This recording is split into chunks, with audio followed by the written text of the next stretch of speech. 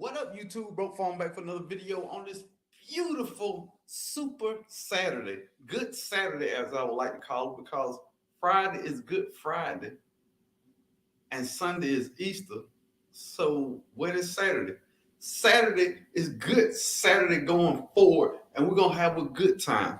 A good time. Yeah, that's my alarm. Okay, y'all. Hold on. I'm going to make sure it's turned. First off, I'm not gonna skip my commercial. I will not skip my commercial, y'all. Hold on. I accidentally skipped it. My bad. All right, I'm ready now. Ooh. Now, first off, in the chat, let me know how y'all feel about the new background. I have found the cheat code to making these backgrounds. If you go into Canva, these backgrounds are called Zoom backgrounds. They work great. It looks a little dark on there, but hey, it's free, baby. It's nothing but free. Now on this garden chat this Saturday, I'm not having a live tomorrow, so I decided to do it today. We're gonna talk about everything. We're gonna talk about the garden. We're gonna talk about fruit trees. We're gonna talk about YouTube, a couple short ideas, SEO scores. We're doing all that. We're doing all that. Now, first off, before I get too deep in this, go right now. How many? It's 12 people in there. Now, if you are a content creator, go ahead and take your bonnet off, do your hair, do whatever you got to do. We're gonna bring some people up for a short period of time, and we're gonna talk. We're gonna talk. We're gonna talk about garden tips, YouTube tips, any tips you got to share for our gardening community. We're gonna do it. Okay, that's what we got going on. But at the beginning of all videos, I want to make sure you can see me and you can hear me. If you can hear me, say hear you. If you can see me, say see me. We got it. We got that. All right. Next thing is I start off my live with a little inspiration or something that might help you through your week. Something that I heard to help me. Today is, now this, I didn't hear this nowhere. I came up with this. Just because it's raining outside don't mean you can't have deep thoughts on the inside. I'm going to say this again.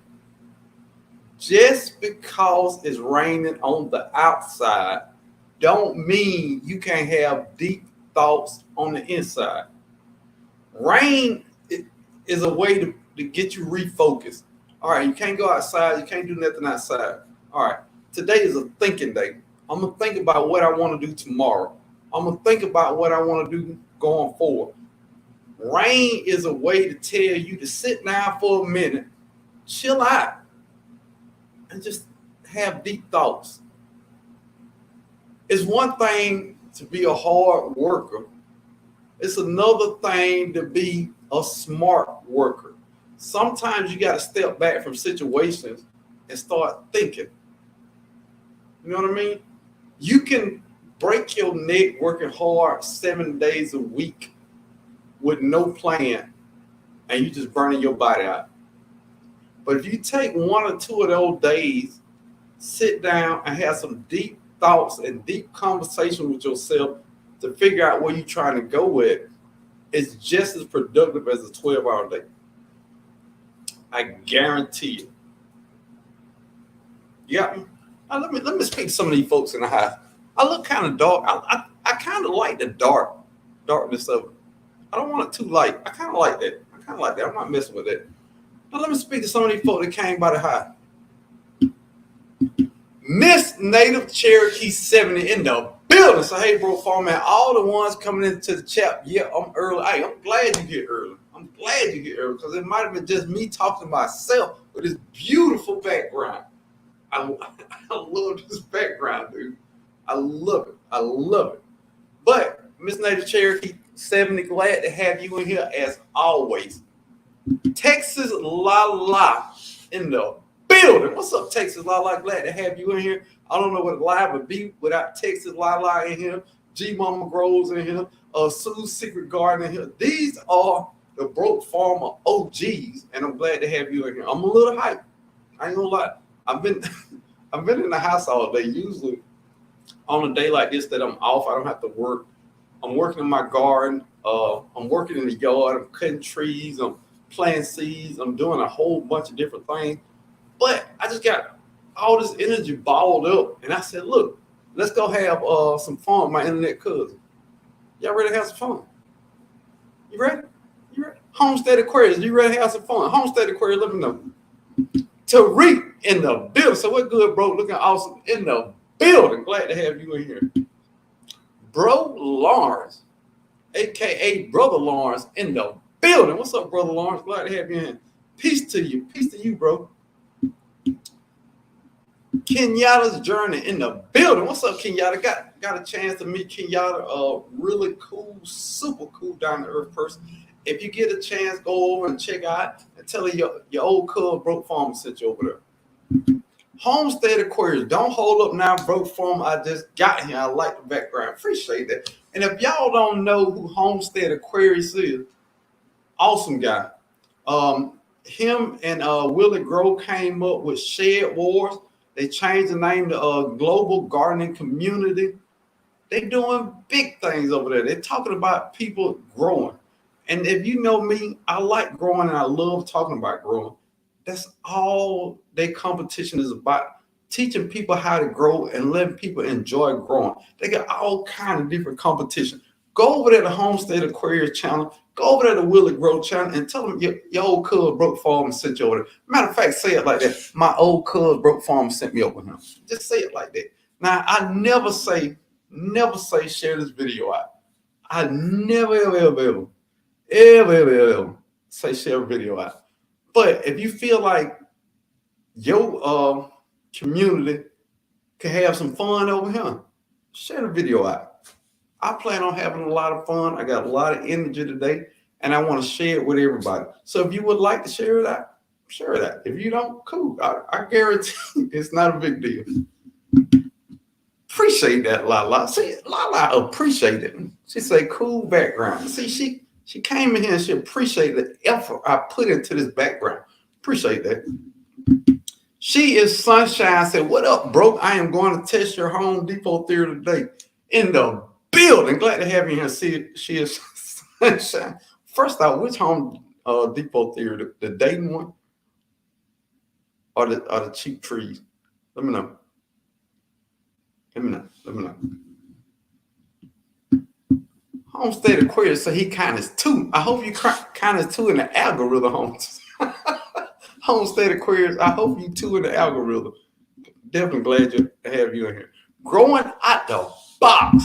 Some of the greatest videos, most knowledgeable videos, and usually with a real cool, smooth tempo music behind it. Growing out the box, one of my moderators.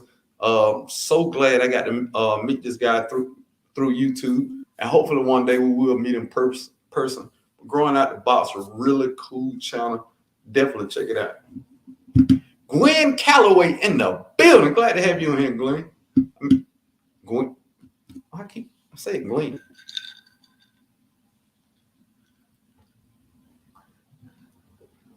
Oh my God, it's delicious. Stuff is delicious. Ooh, ooh, ooh, ooh, ooh, ooh, ooh, ooh, ooh, ooh. Not quite homestead. ESK Garden. Now look, I always wondered when I saw your name, is it not quite homestead-esque garden? Am I saying that right? I think that's how it was meant to be pronounced. Not quite homestead-esque garden. In the building. Glad to have you in here. Say, child, not you reading us on this rainy Saturday afternoon. I don't have a bonnet on, but it's definitely pajama day. Hey, everyone. I gotta be reading. I just look. Okay, first off, I just took my bonnet off. So that's why I say bonnet. Right before I went live, I took my bonnet off because I got to keep all my hairs in place. So yeah, I took my bonnet off to make sure everything was okay. So I don't know how y'all do business over there, but I'm just talking about me. Took my bonnet off, and it's time to party, baby. What Nick it? Time to party. The Morning Gardener Show. What's up, Morning Gardener? Glad to have you in here. Say, I've been looking for this background for quite a while now. I know how to find it. Thank you. Yeah, go to Canva, and it's a free app. Go to Canva and look up Zoom backgrounds, virtual background. It's right there for the free. And you know your boy BrokeFarmer ain't got no money. So we love the free over here. Appreciate that, Brother Lawrence. Appreciate that, Aquarius. Look at NQH. Child, we had a time last night. Sue's Secret Garden in the building. If y'all don't know who Sue is, Sue for a long time had no content on her channel. But Sue's Secret Garden has 2 shorts on there. Fire. Go over there and check out Sue's Secret Garden. That's my cousin Sue. That's your cousin Sue. That's our cousin Sue. Go check out and show some love. Marla Thomas in the building. Glad to have you here, Marla Thomas. So I can see you in here. I appreciate that, Marla. I appreciate it. TLC in the garden. In the building. And if y'all don't know, TLC in the garden is an OG member of the BrokeFarmer channel. She has been here, I ain't gonna say since day one, but I've been rocking with TLC in the garden for a long time. Super glad to have you in here. Janice W in the building. So what's up, Janice? That was deep. I don't be trying to be deep. I just be saying what I be thinking. Appreciate that, Sue. Growing out the box, say I love it when it rains. The garden loves that holy water. I call it that God water. When that God water trickle over that garden, ooh, great things are definitely gonna happen. G Mama Grows, BrokeFarmer Internet Cousins. Zone 6A in the building. What's up, G Mama Grows? Glad to have G Mama. Ooh.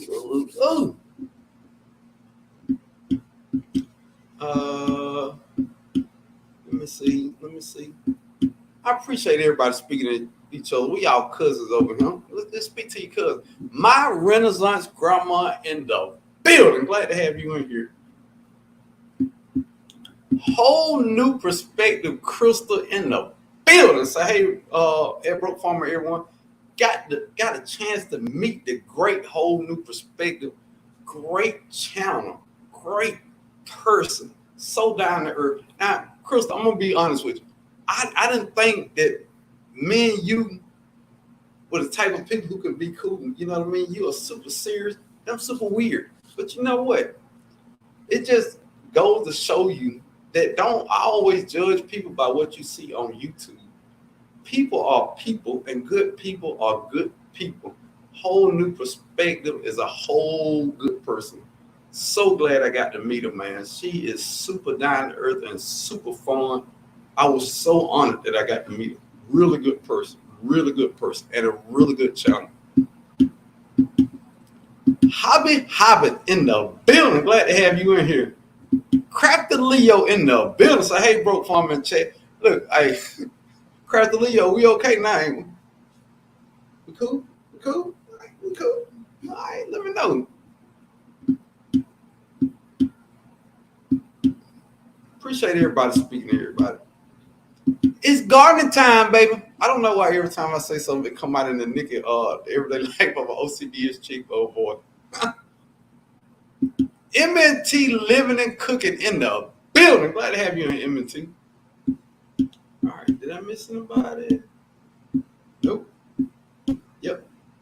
J3GS Farm, aka Mr. Jiggs, aka the Honey Slinger, baby. Hey, look, J3, let me know. Do you have some of the shirts for sale, Honey Slinger? I've got to have one of those shirts. The Honey Slinger himself, J3GS Farm in the building. Veggie Farm Garden. Good afternoon, BrokeFarmer in chat in the building. Veggie Farm, I just saw your video pop up because I do have my bell on for your channel. Haven't had a chance to go over there and check it out. It looked like a really cool video. I'm definitely going to check it out after this live. AOVO on the farm, Southern Illinois in the building. Glad to have you in here.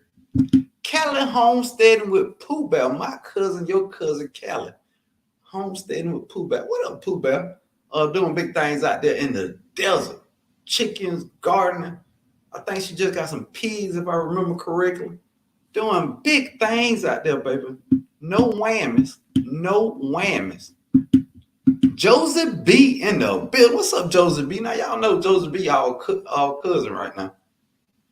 Yes, that's cutting Josie B. That is no longer Josie B. She might well change her YouTube channel name. It is now officially cutting Josie B. You made it in there. Josie B, you in there now.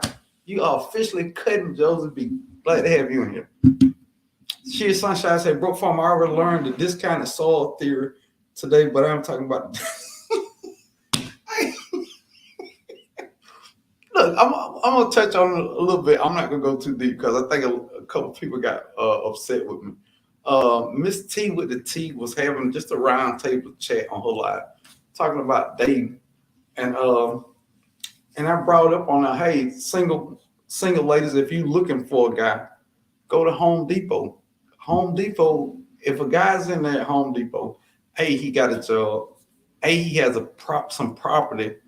Or B, he has his own business. So you can't go wrong. I see Sheer Sunshine is checking out that theory to see if it worked. That's where that come from. That's funny. Oh, here we go. Not quite homestead says ESK abbreviation for Eat, Sip, Crave. EB Scratch Kitchen unofficially. Okay, wait. EB Scratch Kitchen unofficial. Eat, Sip, Crave. I'm with it. Well, first off, I like to eat. If anybody ever been around me, I like to eat. I like to sip. But I don't like to crave. I'm usually gonna eat enough where I don't crave, but I'm gonna sip in between. So I'm with it. ESK, I'm with it.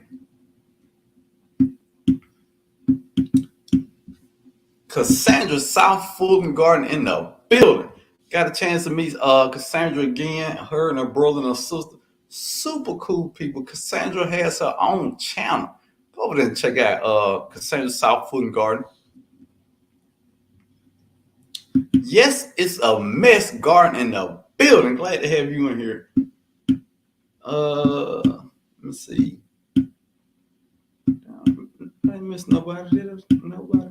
And look, for everybody who's in the bushes and they just like to pop in and have a good time, that's fine and dandy. I'm glad to have you in here at any capacity. But just pop in and put your hands up and say, what up, cousin?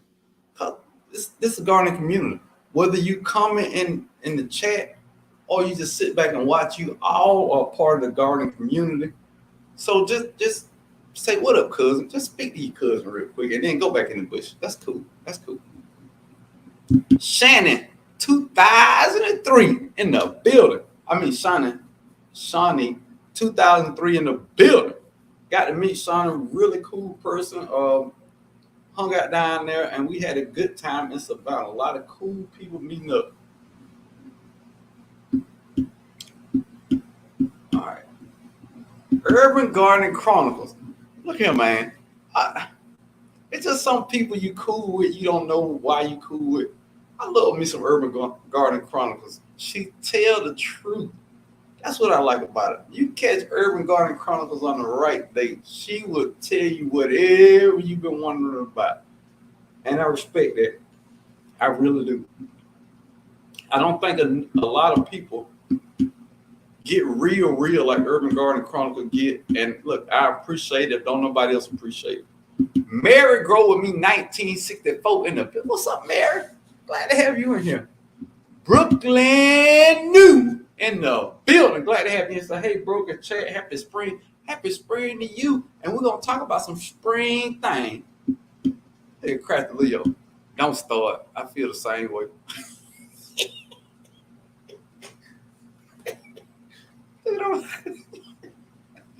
Oh, man, I'm Leo. Crack the Leo is super funny to me. Lynette Lawrence in the building. Glad to have you in here. Lynette say, it's rain barrel time, y'all.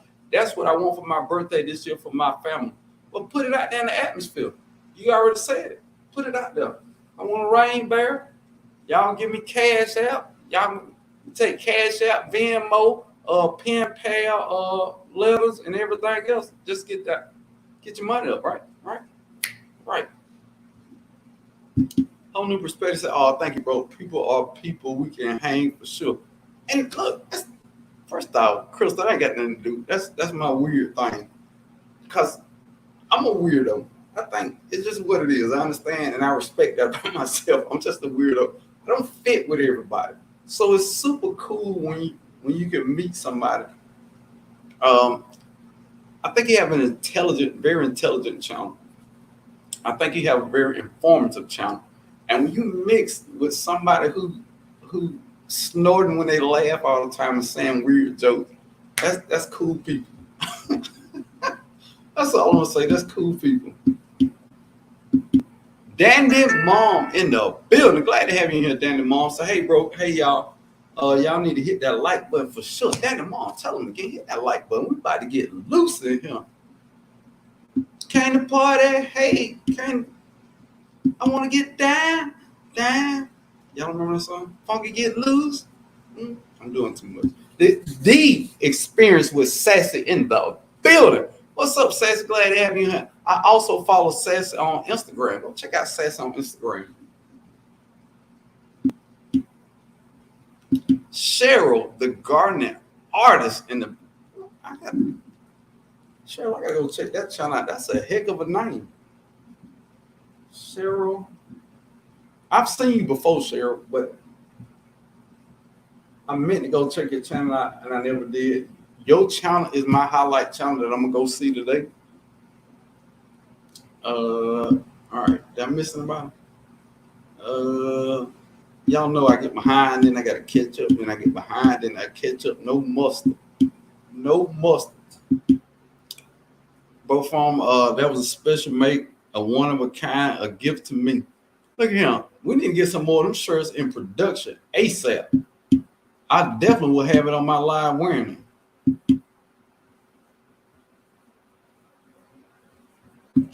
Urban Garden Chronicle said, okay, green light, gotta focus. Huh? I missed something. How said, my husband would not allow me at Home Depot alone. Smart man. You married a smart man. Shannon said, let me put my clothes on and go to Home Depot. Wait a minute. We're gonna come up and we're gonna talk too. Wait a minute. We're gonna do some talking. We're gonna talk about some of this stuff. She is Sunshine said, hey y'all, if you're bro, pretty much say we ain't worthy of this free shit. Look, I'm not playing with y'all today. Tori's brain game in the building. And Tori got some really cool things going on there. He got what I like to call the multiverse.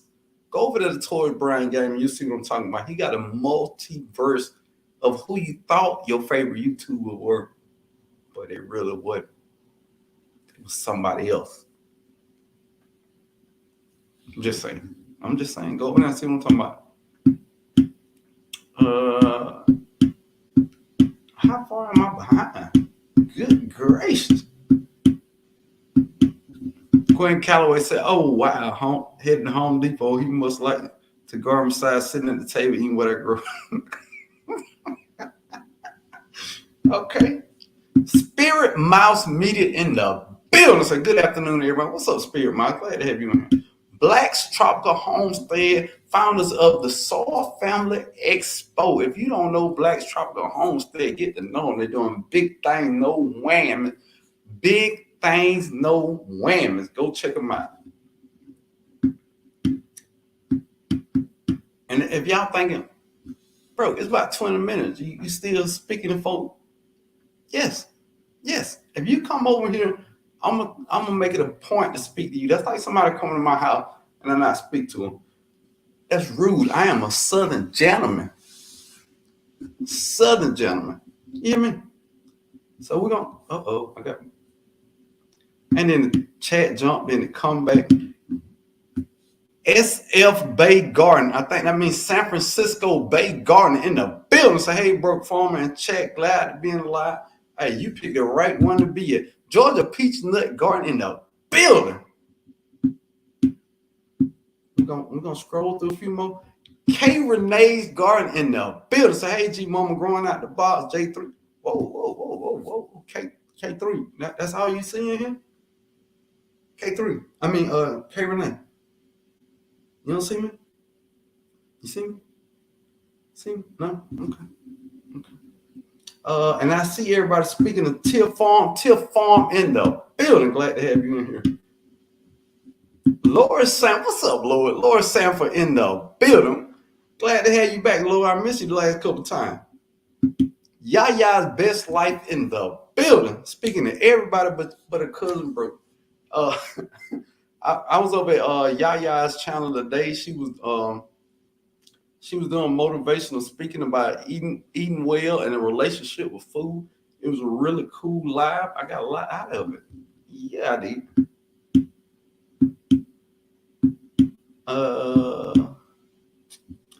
Tiff Farm, all is well. I can't believe I am catching all these live. Tiff Farms in the building. She is in Georgia. Oh, I started saying, y'all, I ain't want to hurt somebody.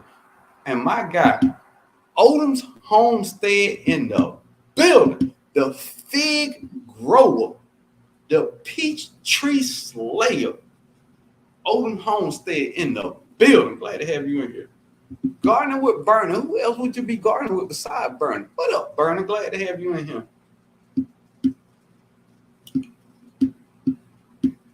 Man, I get behind him. Till Farm, I was about to step out to go to Home Depot, but saw Broke went live. So BrokeFarmer hold up my research. Wait a minute. Home Depot don't close at 8 o'clock. You got time. I ain't gonna be in here about an hour. Maybe. Depending on how the comments go, who knows?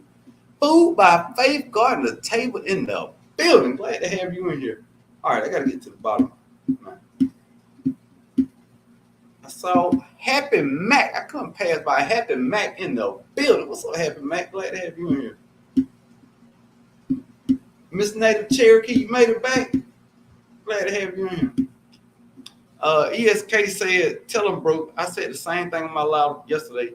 If you in the room say hello, I invited you, so I'm going to say hello. Big facts. I'm going to speak to everybody. That's what I got to do. If you come over here and I don't speak to you, please say, hey, put your hand up in the chat and say, hey, ain't nobody spoke to me. Island Girl Gardening and Up in the building. What's up? I don't know if it's Up or it's White. Glad to have both of y'all in here. The Analytic Gardener in the building. What's up, Analytic Gardener? Glad to have you in here. Well, I got the OGs in here. Okay. He gonna be that kind of man. Look at him. Food Forest Permaculture in the building. What's up, big guy? Glad to have you in here. What's up, fellow Earthling? Glad to have you in. Boy, we got some people in here. Analytic Garden say, I hope I didn't miss anyone. Didn't miss you, bro. Spoke to you first. What's up, Apple? See, that's what I'm talking about. Analytic Garden. That's why I like you. You okay with me? All right, I'm at the bottom. If I missed anybody, well, you ain't talking to me. My husband, one of the people that come on with you, and he didn't say anything. He told me after. I missed the whole conversation. Now, look, this is what we're going to talk about. We're going to talk about this, that, and the third. And what I'm going to do, I'm gonna drop this this link down here. I want people to come up. We're gonna have a good day. We're gonna talk. Let me get my earbuds out. Okay, because I can't always hear folks unless I got my Dollar Tree earbud. Yeah, I knew they weren't gonna last long, so I got like 5 of them for $5. I don't have this pair for a whole year, so shouts out to Dollar Tree. But I'm gonna drop this in the comment. And if y'all want to come up, we're going to talk about what we're going to talk about. First thing, I'm going to talk about my garden. Now, I've got everything from under the garden mindfully in the building. Glad to have you in here. Now, we're going to talk about my garden first. It's my channel, so of course, I'm going to talk about my garden first. I've got everything planted in the ground. Our lows are gonna be 44 or 45. I'm not that worried about it. It might stunt the growth, but I don't think it's gonna kill things like my tomatoes. I definitely ain't worried about my peas and beans I'm growing. And shouts out to Homestead Aquarius. I'm gonna plant my rattlesnake beans out there. I think you sent me no rattlesnake beans 2 years ago.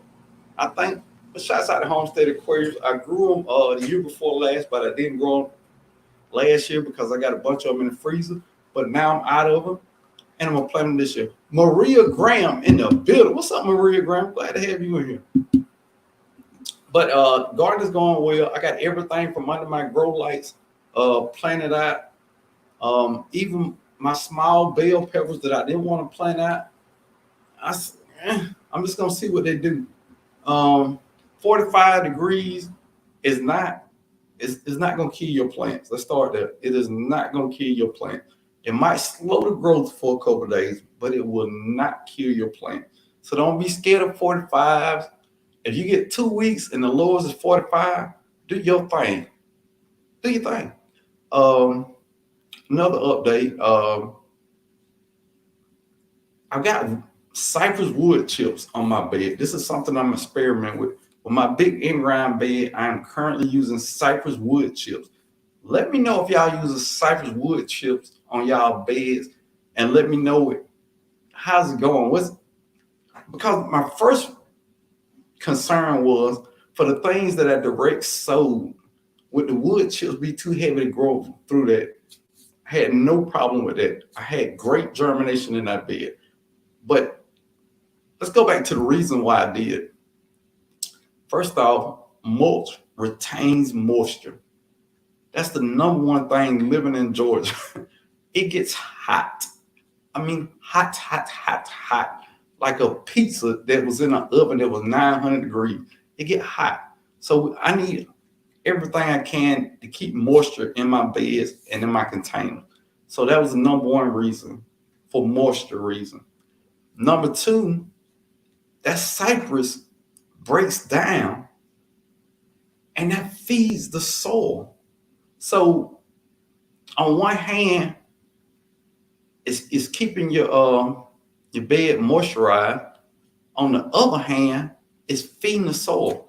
That is one of the biggest wins I can think about, because every year you got to feed that soil. I put broken down leaves on some of my beds. I put wood chips on the other, because every year that soil gets a little better. I am amazed with the way my soil looks. The more great soil you have, the less you have to fertilize, and you keep putting all these expensive amendments in here. I haven't used any blood meal, no bone meal, no, I don't know, whatever the other stuff is I spent money on. None of that.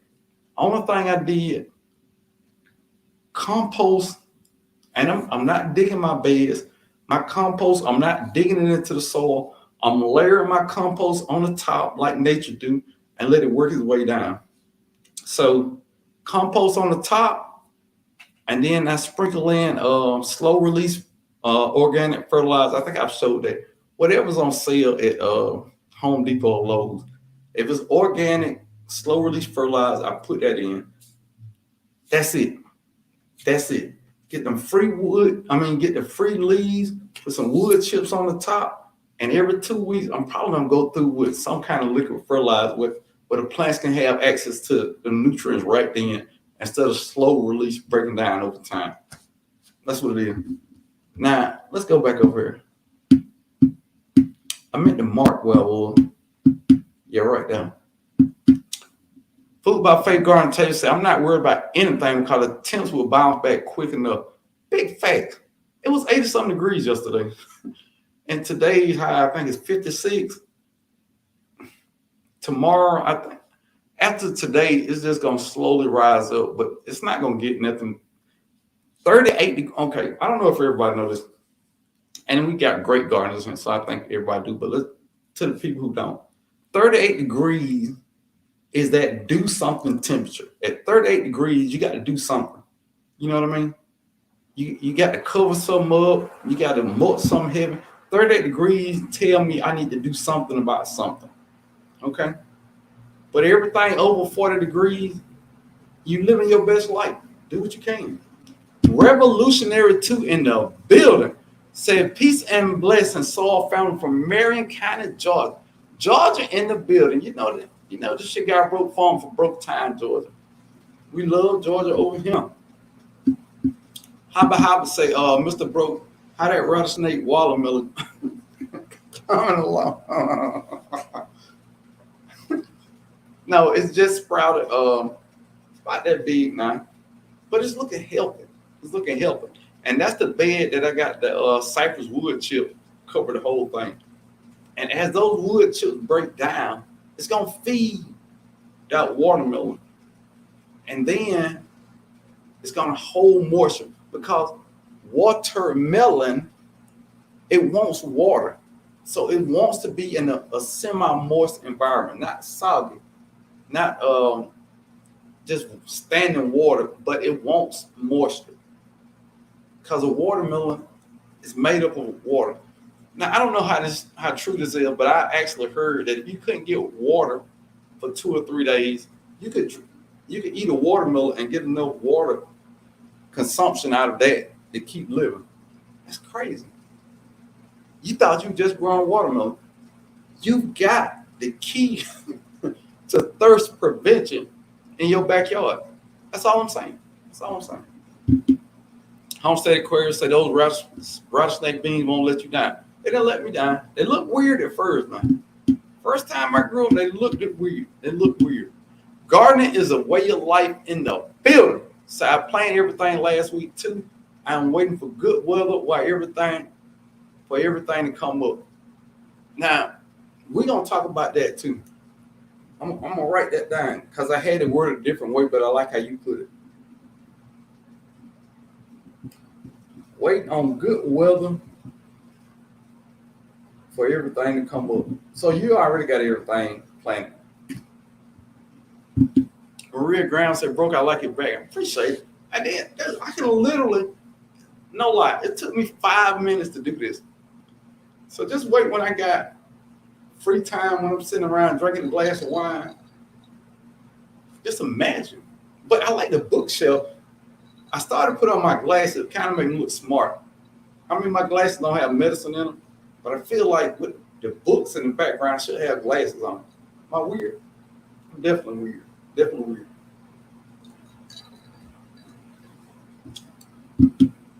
Critters already digging in my garden.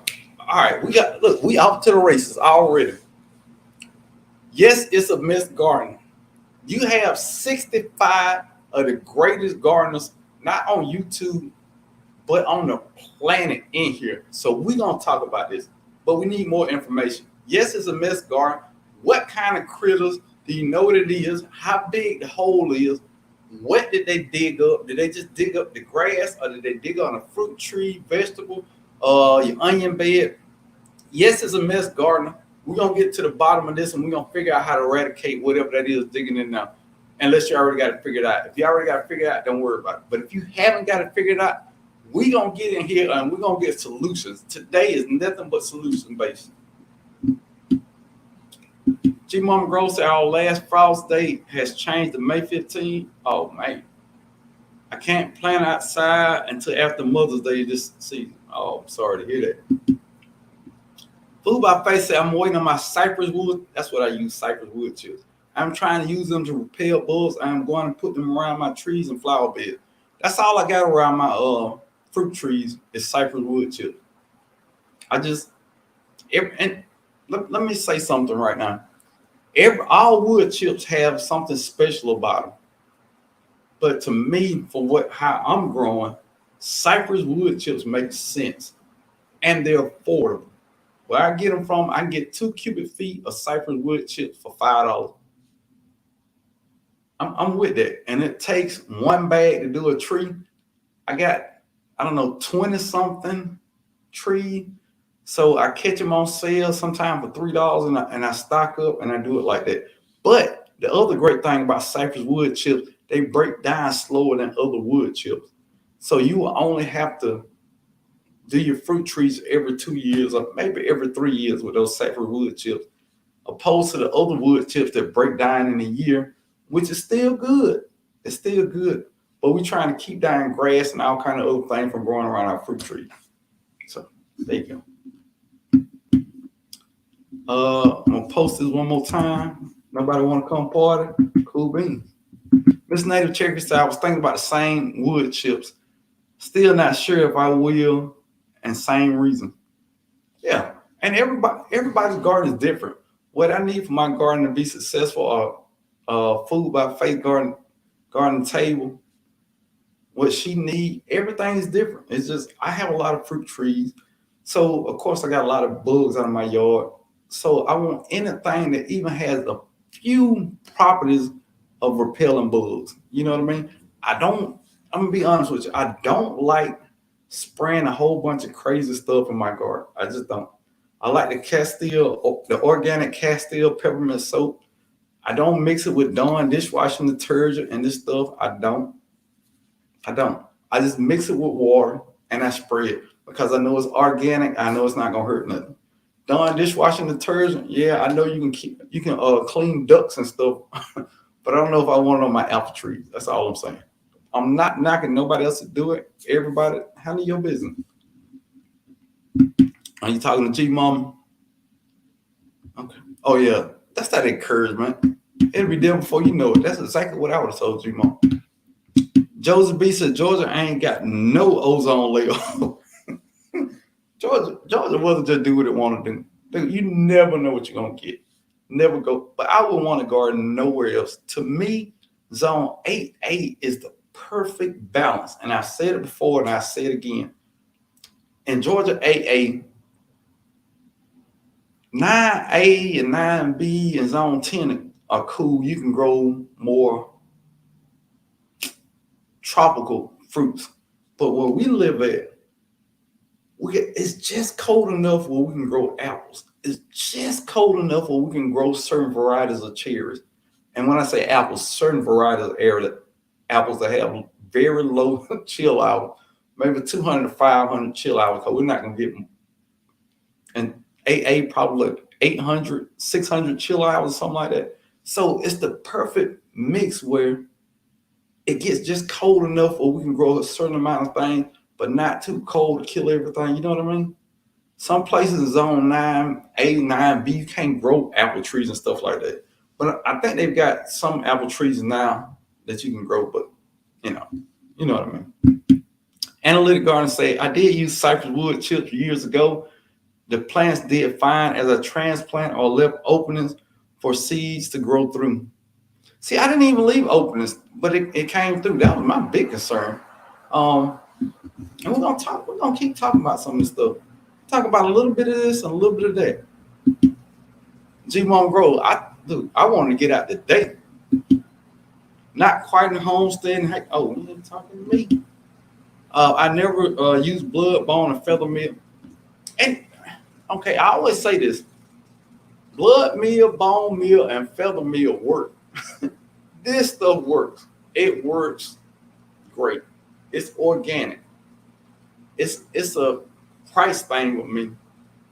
With the amount of fruit trees and stuff that I buy, I gotta cut out the middleman. I can't spend no more money. All I can spend money on is not much. Probably wood chips, slow release fertilizer, something like that. That's about it. Growing out the box, I have 3 inches of cypress in all my beds. A big reason I believe my garden didn't suffer during the last heat last year. Boom! I feel better about my decision not growing out the box. Like I say once again, I'm not going to tell you what to do in your garden, but I believe cypress mulch for me in Georgia 8A is the best option. I have a whole video. If you want to go back to the video, I have a whole video breaking down different mulches, the pros and cons of all mulches. And anytime I'm trying to figure out how to do something, if I do a lot of research on it, I'm gonna do a video. I'm not just gonna waste that research and keep it to myself. I researched that heavily. And And something else I came up with, pine straw in Georgia is everywhere. My neighbors have pine trees, but I didn't want pine straw because it attracted cockroaches. Do your research on it. Pine straw attracts cockroaches. Huh? Roaches. That's what I said. So, pros and cons to all that. If you don't care about cockroaches, pine straw is an awesome thing to use. It's virtually free where I live at. Now, if I couldn't afford no other mulch, yeah, I just go down the street and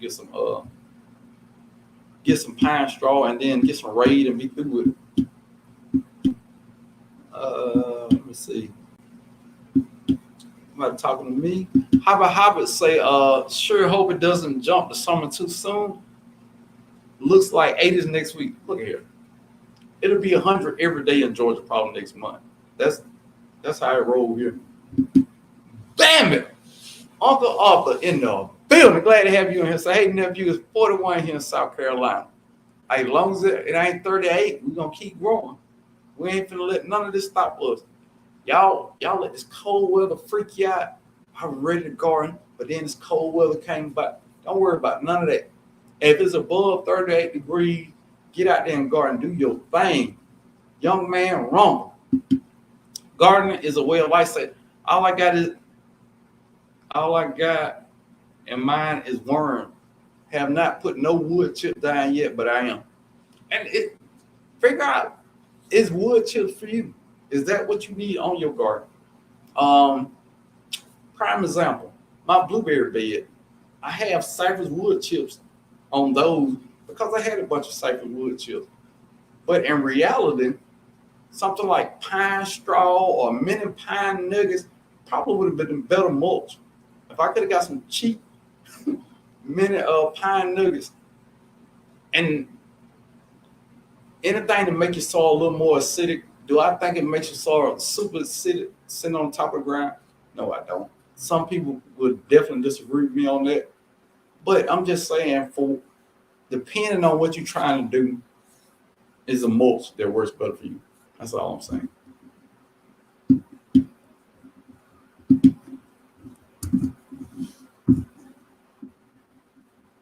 Let me see.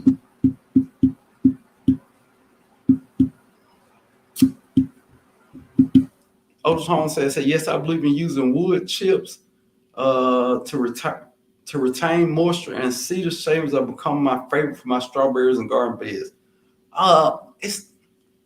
What did I hear about cedar shavings? Was it cedar that they say attract? Oh man, what is that that's in your house? The little bugs that eat on the wood in your house. What are those bugs called? Termites. And I could be wrong on that. I think I heard that cedar shavings attract termites. It was something like that. I don't remember what it was. The Urban Frugal Homestead in the building. So I haven't been successful growing watermelon yet, but I'm trying again this year. So why do you think you weren't successful with it? I don't know. I got one watermelon plant going in containers, but I don't think that containers are the best environment for watermelons, because watermelons will grow and are super, super heavy feeders. Now look, y'all.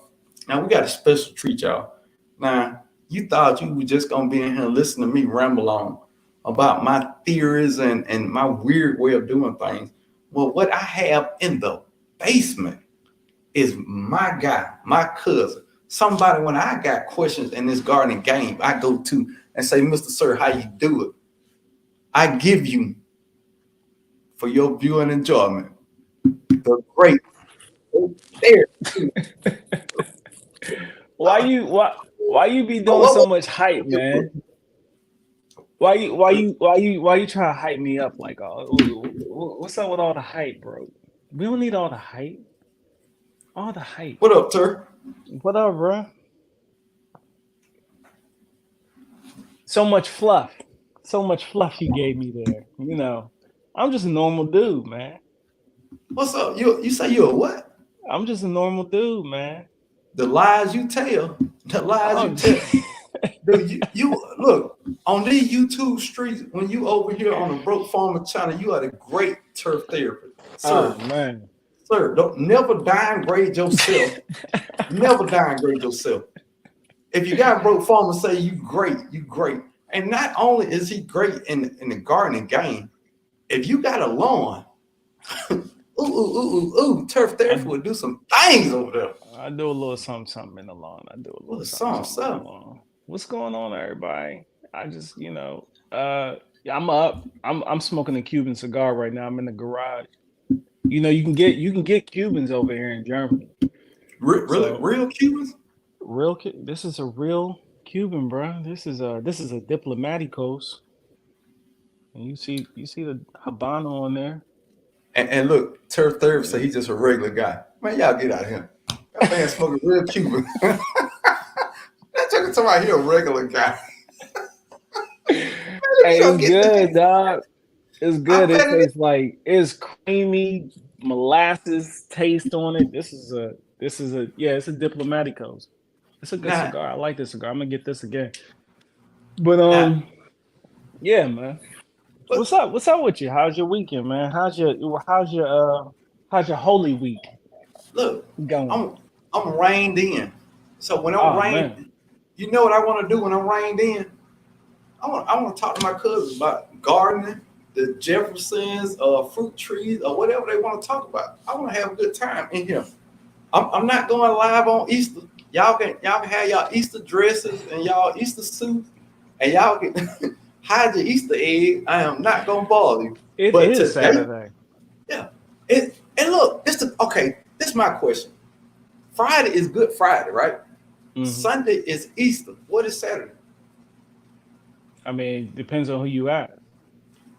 I'm gonna name it. What is it? Good Saturday. It's good. All right, cool. We'll go with that. Good Saturday. Your answer is better than mine. What kind of L's you taking so far, bro? Oh, because I got one that I want to share with everyone, and I want to share with everyone how I reacted to it, just to kind of make you feel better about your situation. Okay. I don't know if I took the L yet. Yeah, I did. Ground cherries. Now, anybody who watched the channel for a while know I love ground cherries. Some ground cherries. And I'm real stingy with my seeds. I don't overseed nothing. So I have 4 slots. Oh, the Bootstrap Farmer 2.5 tray. Yeah. I got you. I have 4 of those, and I put 2 seeds in each one. I got 1 plant. That's a deal. I felt like you can drop more seeds. You can drop more seeds because I got the same thing. Look, I got one worse than that. I got with a blue hide beans that I dropped, right? I had 12 cells. Blue hide beans. It's a German bean, right? Ooh. They're native though over here. Beautiful beans, and I'm gonna grow them, but I'm gonna tell you what happened. I went outside, I measured, my TP trellis that's in the lawn garden bed. Yeah. They're supposed to be, each plant is supposed to be 10 to 12 inches apart, something like that. I think they could be, matter of fact. Yeah, they're like 10 to 12 inches apart. Whoa. Sir, wait a minute. Wait. You can't do that. God don't way you can't do that. What was that now? Come on. Tell them the purpose of that. So this is just an easy reminder when you out there dropping seeds. It's got your measurements on there. It's not perfect by any means, but it kind of, I take this out there with me all the time because I'm always measuring, making sure I got my spacing proper. Oh, it goes up to 20 inches.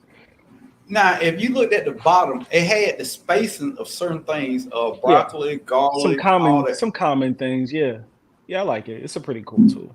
Hey, Turf be doing some super duper stuff and be like, "Oh, this ain't it." Dude, I measured it out. And it was like, okay, I got enough space for 12 plants. I dropped 12 seeds. I let them soak overnight. I dropped them, put them in my super turf cells, right? I dropped them in my cells. And you know what happened? One plant came up. What? What? one, one, one plant came up, bro, and I was like, okay, all right, I'm gonna have to drop all new seeds. So that's worse. But look, so broke. I had for the first time in my whole gardening life, I really felt like I perfected timing when it came to brassicas that came to a head. So broccoli romanesco, cauliflower, regular broccoli. I had um 11 nine plants out there. No, 1, 2, 3, 4, 5, 6, 7, 8, 9, 10, 11 plants. I had 11 plants out there. And I had 3 kale plants, some scarlet red kale. And I was going outside and I would look and I'd be like, dang, what's going on with this plant over here? It looked like someone was eating on it. So then I thought it was worms. But then I would see little pieces of the leaf on top of my mulch, right? Because I use wood chip mulch. So I see it on top of the wood chip mulch, and I'm like, okay, well, that's not a worm. A worm wouldn't leave pieces of the leaves Yeah. on top of the mulch like that. I was like, I wonder if this is my dog, because I caught my dog in the garden bed a couple of times. I don't know why. My male dog, he's been jumping in the bed every so often, but so I kept my eye on him, and it wasn't him. I went out there at night to inspect to see if there was the worm, because if you guys don't know, if you do have a worm and you're looking and you're not seeing it during the day, a lot of times they come up during the night or early in the morning, they eat, and then they go back in the ground. They'll hide in the ground for the remainder of the day. So I looked in the soil, I couldn't find anything. Then I go to just look out of the window 2 days ago, and I see pigeons inside of my, yes, pigeons, big pigeons. They got some big old woolly mammoth pigeons out here in Germany, man. Huge pigeons, bigger than any pigeon I've seen in New York. That's how big these pigeons. These pigeons are cornbread raised, and apparently brassica raised too, because they ate all of my brassicas. Clean, Pigeons? clean them out, dog. They didn't eat the onions. They didn't, and then they started snacking on the beets that was coming up. So they probably ruined a good 14 plants. They didn't touch the lettuce. I guess they don't like lettuce. But I had the Pigeons? timing perfect on the pigeons, dog. Pigeons did it Pigeons to me. eating brassicas? So I went to the store and I got me some. I got my hitters. I call them my hitters. I got Wait, some wait, hitters. wait a minute, Turf. Stop. It's a whole thing going on in the chat. Okay. Somebody posed a question in the chat.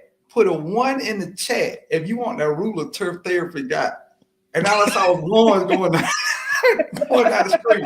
Turf, where you get the ruler from? The people want to know. It's from Gardner's Supply Company. Let me jot that down. I've never seen that. David Cord with the crop. There you go. Look. Y'all can screenshot that.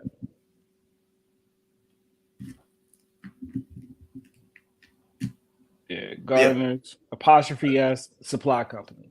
Dude, they still putting ones in the chat. And it actually comes with a little it comes with this little it's inside. It's like this wood dowel thing. You want me to grab it real quick? I can show you. It's a 2-piece thing. Let me show you. It's pretty cool. It is worth going to grab real quick. Urban went down the wrong pipe. Urban Frugal Homestead. Appreciate that for helping out an old broke farm. And just know any super sticker that you give to me goes back into my garden journey. Mostly fruit trees, but also helps with the cost of everything. And look, So, yeah, it's got this little joint that goes with it, and you can kind of like. Oh, and then you can poke the holes in it.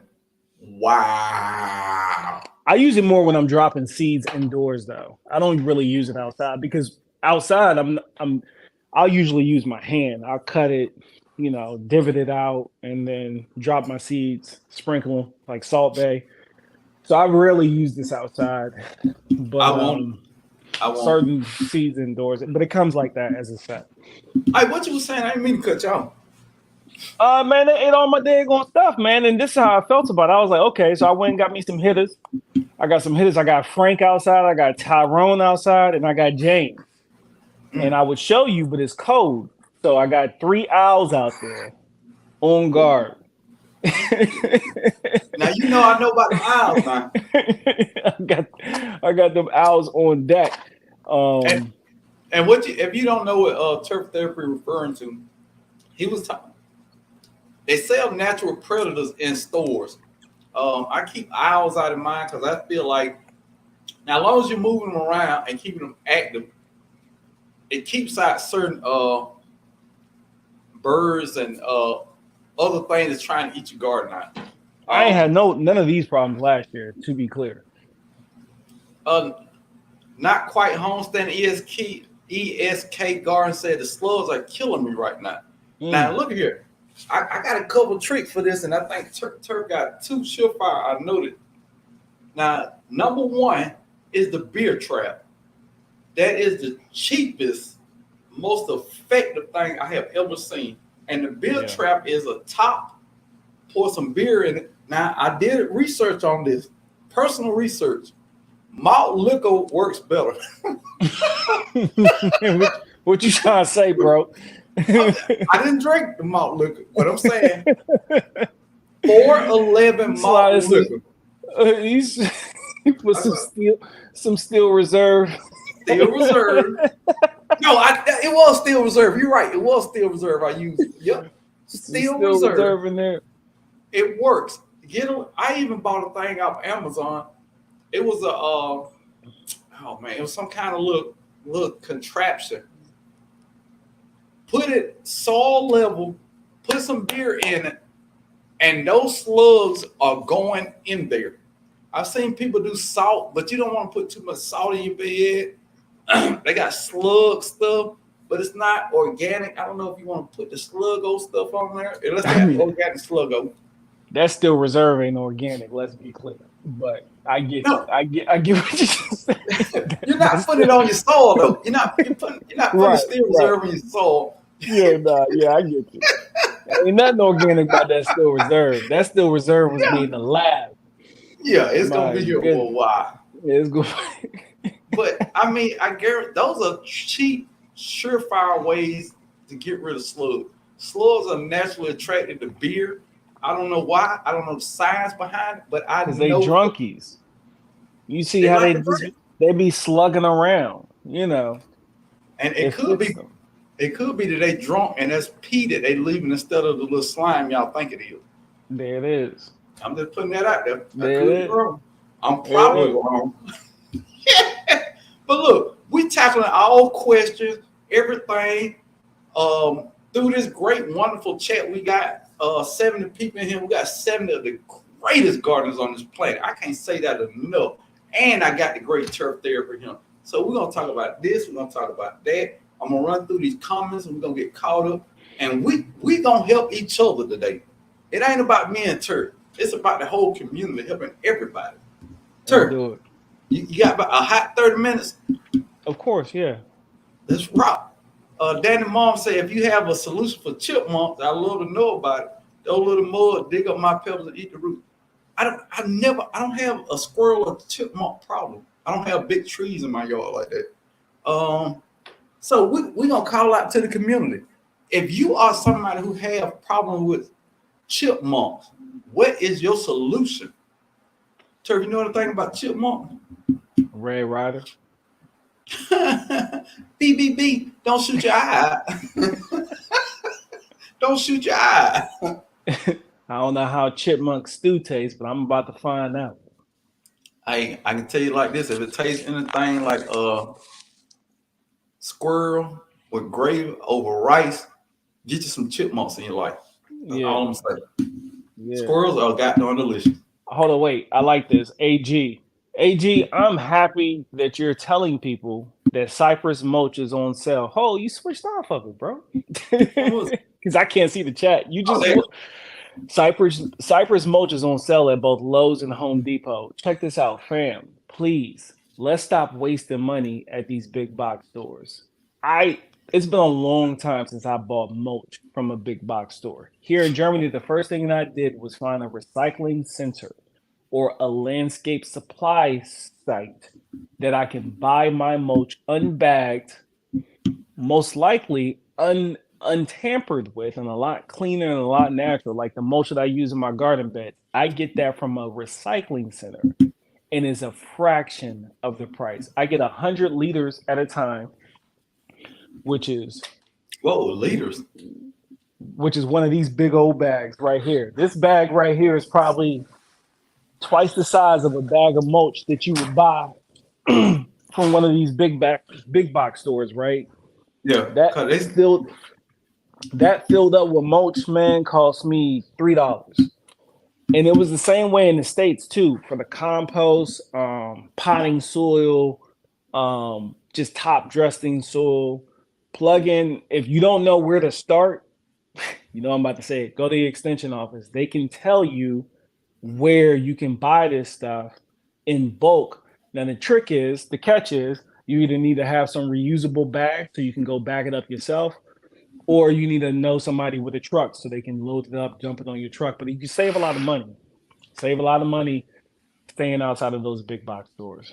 Is cedar wood chips great? Good for around fruit trees. I think cedar wood chips are great all around. All I had was cedar wood chips back when I was in Maryland. It's got a yeah. little bit of um uh pest deterrent activities to it. It smells great. I Um, and cool thing you brought that up. The VA growing gardener had a whole video. I think he said two videos where he went to the landfill where they stacked up wood chips and stuff like that, and he was showing the broke down ones and the ones that just got there. It was a really yeah, cool video. I'm going out there and he was filling up trash cans and everything. He was getting a great deal on them. yeah. So shout out to him for putting that out there for the people. Y'all go check that video out because he's on it. And I use Type of cedar wood chips and cypress wood chips boom. interchangeable to me. To me, they both great. Yeah, The reason I changed from cypress wood chip was because I could get a trailer load from the country for $20. Big facts. It has its pros and cons though. Everything do. yeah, The video I did about pros and cons on different mulches. No mulch had no cons on it. Let's start there. yeah, It's the cons that you're willing to deal with. Like I keep going back to the pine straw and this cockroach thing. I was not okay with that. You know what I mean? So I can't do the pine straw. It's all of what you're okay with. Wood Uh, chips. Wood chips is my banger, dog. I love me some wood chips, man. and fun fact, before I put all those wood chips on my in-ground bed, I went to the garden gurus, Turf Therapy and Lion Crest Outdoors, and I posed a question to them, and they didn't both say the same thing. We got different.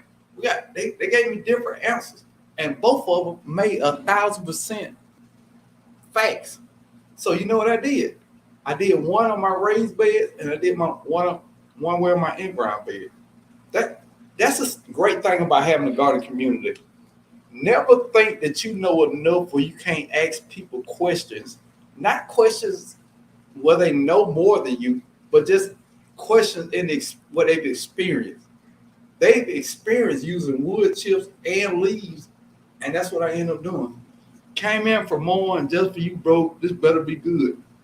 David Corey with the crop. You might as well come in. You can't grow nothing over there. David Corey with no cropper. Come on, man. You ain't growing that out there anyway. And how you mowing the grass? I'm sure it raining over there. Come on, David Corey. Who you think you fooling? Yeah, Sure. they was mowing the grass over here today, and it's wet. Really? Yeah. People's out there mowing. I do not mow the grass when it's wet. It's a mess. It makes a mess. No, I don't like doing that either. Uh, I'm, I was just living Yeah, life. as far as that wood chips leaves, I can tell you if you're going to use wood chips, the one huge downfall that you want to be careful is if you're starting seeds directly in the ground. Um, well, two things. When I do use wood chips, I always give at least a quarter inch to an inch. I mean, a half inch to an inch worth of compost layer, and then I put the wood chips on top of that. But even with that, if you're starting seeds, you're going to want to part the sea, almost like part the Red Sea mode with the wood chips. Sow your seeds directly in the ground. wait until the seedlings come up. Wait until they get them some height on them, 2 to 3 inches, and then you can bring them back around the base of the trees. And don't ever volcano mulch them. You don't want to stack the mulch up around the bark. Matter of fact, to be honest, you actually want to have 6 inches. about a silver dollar at least, or 6 inch ring around it, because then that helps put that moisture where you really want it, almost like a cofferdam kind of situation.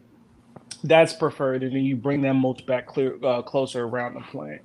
And then leaves, be careful with the leaves, because leaves, when they get matted, have you ever had a pile of leaves and you lifted it up and everything underneath there was pretty much dry? It was much drier than everything else. And that's because leaves, when they get flattened and stacked on top of each other, they're not extremely porous until they break down a lot. And like you can tell when if you ever made a leaf mulch, you know what I'm talking about. So just be careful, because you can keep the water from getting where you want it to go if you stack it too high, or if it's not chopped up fine. So those are just some things to think about. All right. I said earlier in this video, I never ask people to share my video out. That's not what I do, because I feel like the people who here are here for me. But if you want to share it out, we're gonna do some big time things in here, and we're gonna have some big time conversation. And shots out to I just saw Yellow Door Urban Homestead doing big things over there. Me, her, and Lionecrest Outdoors did a live together. Super cool. I remember that. She's cool, man. She is cool as a fan. I like that young lady. I'm gonna say young lady. That young lady. She's a young lady still. Aldra's Living Life Turf. I got to meet Aldra's Living Life in person in Savannah, Georgia at the Soul Expo. Yeah, man. Sweet lady. Sweet I'm gonna pull up probably not next year, but I'll be back. I'll be back at the end of next year. So y'all can expect to most likely see me spring 2025. I'm gonna be there. We're gonna be waiting, because dude, I love. And first off, if you didn't go to the Soul Fest Expo, come on down next year, man. It's a great opportunity. If you come down there, first off, if you don't like none of us, Savannah, Georgia is a beautiful place to be. Let's start there. It sure is. It's a nice city. Don't worry about us. Savannah is beautiful. If you meet us on Friday and you don't like nobody you met, just say screw it and go down the river walk and have a good time and enjoy yourself. You cannot go wrong. Then get you some good footage. Get you some good footage down there. It's awesome down there. I had a great time 2 years in a row. So come on down. He said the best zone is 8B. You know what? I like 8B, but 8B does have its downfalls. And I'm gonna say it's its downfalls when you look at the rock fruit that need chill hours. You're limited. That's where you start getting limited with your rock fruit that need those chill hours. But I do like 8B, because through the fall and winter, I mean, it's brassica season all day. And you can grow the cooler thing about it, you can grow super cold hardy citrus down there. You probably get away with growing an Arctic Frost Satsuma or Brown Select Satsuma, something like that, which I couldn't do in 8A. And it don't seem like much from 8A to 8B, but it's enough. It's just enough. And like the church was saying with the chill hours, I'm trying to grow cherries from 8A to 8B. I probably couldn't grow those chill hours. Even those cherries have low chill hours. Probably I want to say it was 400 chill out, 400 to 500 chill hours. I probably wouldn't get that at 8B. I probably wouldn't. So I would never get cherry. Yeah. So I got cherries. Well, I had cherries. I just got rid of them because the bird stole them from me last year. David Coy with the Crawford. Let me see. It's some great questions in here, man. Here we go. The analytic garden says zone 8A is the best. We can grow almost anything. Big fact. Except tropical citrus and what was that? It's always a con. It's always a con, man. It's always a con. Well, you can do it, but you just gotta, you gotta get you a tunnel. You know what I mean? Like you can Well, find the best of both worlds if you put you a tunnel up to endure your winter. But that's a whole lot of investment, just for some things you could probably buy from the store.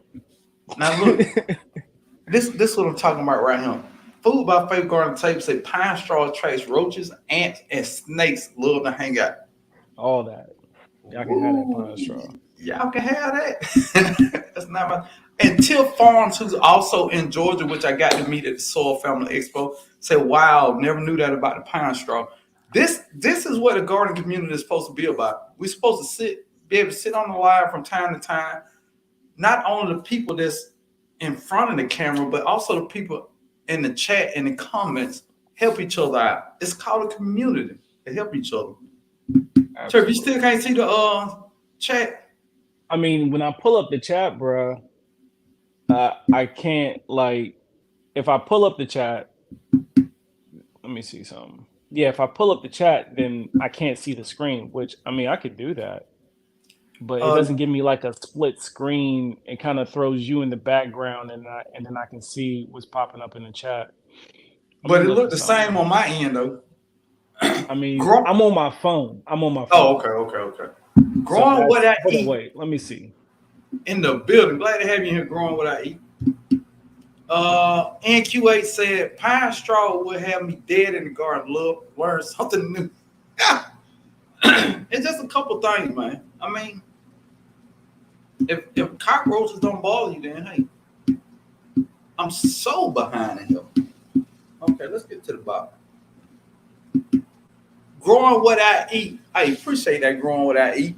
Just know that every donation you make to this old broke farmer goes to my lifelong dream of being able to walk through my yard, eat fruit and vegetables, and don't have to worry about dealing with Kroger ever again. Yeah, kill that other one. Okay. So I pulled it up in the actual browser this time. Let's see. Nah, it's the same thing. Uh, But leaves feed your garden faster, broken down. They do. They do. yeah. And there's one thing that you said in your video, broke, where you were like, yo, you look in the forest, what you got? You got a whole bunch of leaves. And I don't know if you guys have ever heard of back to Eden gardening or back to Eden garden. And you got to remember the leaves is pulling all of its source of energy from what? From the tree. The tree's putting on those leaves. And what those guys do over there is they do regenerative style gardening, and everything is wood chips. And I really like the wood chip. My soil has changed so much on the top 2 to 3 inches because everything that's in my garden bed is the native soil that I dug out and I dumped over there when I redid the whole lawn over here. Oh, And them wood chips breaking down, and them plant the insects getting in there, feeding on them and releasing it. It does wonders for it does wonders for that soil profile. It builds the soil real nice. The only real con that I told you is like it is still too much nitrogen from your seedlings if you have it too close to the plants. And within the first like inch to 2 inches of your soil profile, as that nitrogen is, well, as the wood chips are being broken down, nitrogen is being used during the process. But most of your roots that's pulling a lot of your nutrients, they're deeper than that, so you don't even have to worry about that. And the but water okay. conservation is crazy, dude. I got drip on my garden bed. I barely had to use that drip because the wood chips did it for me. They Yeah. retain so much moisture, man. And then the whole thing about stealing nitrogen. All right, let's talk about this for a minute. Because you will always hear wood chips steal all the nitrogen. It's not enough nitrogen that's gonna kill your plant. Let's start there. It's No, it's not enough nitrogen that you're not gonna get tomatoes or stuff like that. no, It's we got to understand. You weighing out the benefit. Everything you do in this world or in your life has pros and cons in it. If you listen to what Turf just said, the benefits way outweigh the negatives. It's you playing the long game here. You talking about soil health and the soil health for the next 5 years. And when Turf talk about good soil, this is good soil. if you reach down an inch layer in your soil and it's ashen, we all know what ash is. If your soil is ashen an inch down, you do not have good soil. That is what that means. If you go down an inch deep and it got that black creamy looking soil, that is Humus, a good stuff. humus material. Humus material. That is that good stuff. That's You what know you're what I mean? referring to. But that doesn't happen in your first year of gardening. Like we No. just said, gardening is the long game. You add into your soil every year, trying to make that soil richer and healthy. Whatever you can put in. That's why you put compost at the beginning of every year. Because that compost builds soil. Wood chips build soil.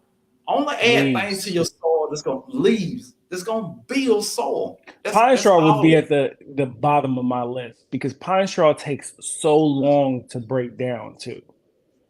It Yeah. takes a long time for pine straw to break down. Like I would never use pine straw in my garden beds after I learned what I learned back when I because I had remember I brought back a whole bunch of pine straw from my brother's house and when he was in North Carolina and I used it in a lot of my containers and it didn't retain moisture, not like the wood chips. And them things barely broke down after 6 to 8 months, bro. But you give them wood chips 3 months, and you'll already see the benefits turning. You'll see it in And that that's documentary I checked out too. That Back to Eden, I think it's called Back to Eden Garden. Y'all go check it out. It's like an hour and a half long, it's but it's on really Netflix, ain't it? it's on YouTube. Oh, well, it's free. It's free. Yeah, it's free. Back to Eden. I think it's called Back to Eden Garden. Eden, like in the Bible. Buddy, he's out there. He's got his whole project going. I mean, it's very much built around faith, which I don't have a problem with. And if you do, I'm sure you could look past that for an hour just to get you some good information. But yeah, And it's a solid little docu series. all right, and something she is sunshine said, of course for all the gardens. I am trying to drill holes in the ceramic pot. First off, don't do that. Don't do that. You I can, but bought you need moisture. When you do okay. it, you need to go slow. I'm just gonna let you know you need to go slow and you need to have the proper bit. So don't use a bit for metal, use a bit that would be for wood, right? And then you want to put it's almost like you're dealing with a clay pot. Uh I ain't got nothing here. I got a little cup over here. But what you want to do is put a little moisture because you don't want it to get too hot and start cooking it and you don't want to crack it. So you put like a cap full of water, fill it up, put it on the bottom of the pot, and go slow. Go real slow. I mean, like if this is your drill, this ain't got no battery in it. This is your drill, and that's full. You just want to go like that and work that thing slow. Because if you don't Okay. do that, it's going to split. Let me It's hit the gonna second half. it's gonna break just like you said. The second half is I bought something from Home Depot and it literally broke, so I gotta go back. What y'all recommend? Use nursery So pot. well, and hold on. There's another option. You get a inside pot for the ceramic pot.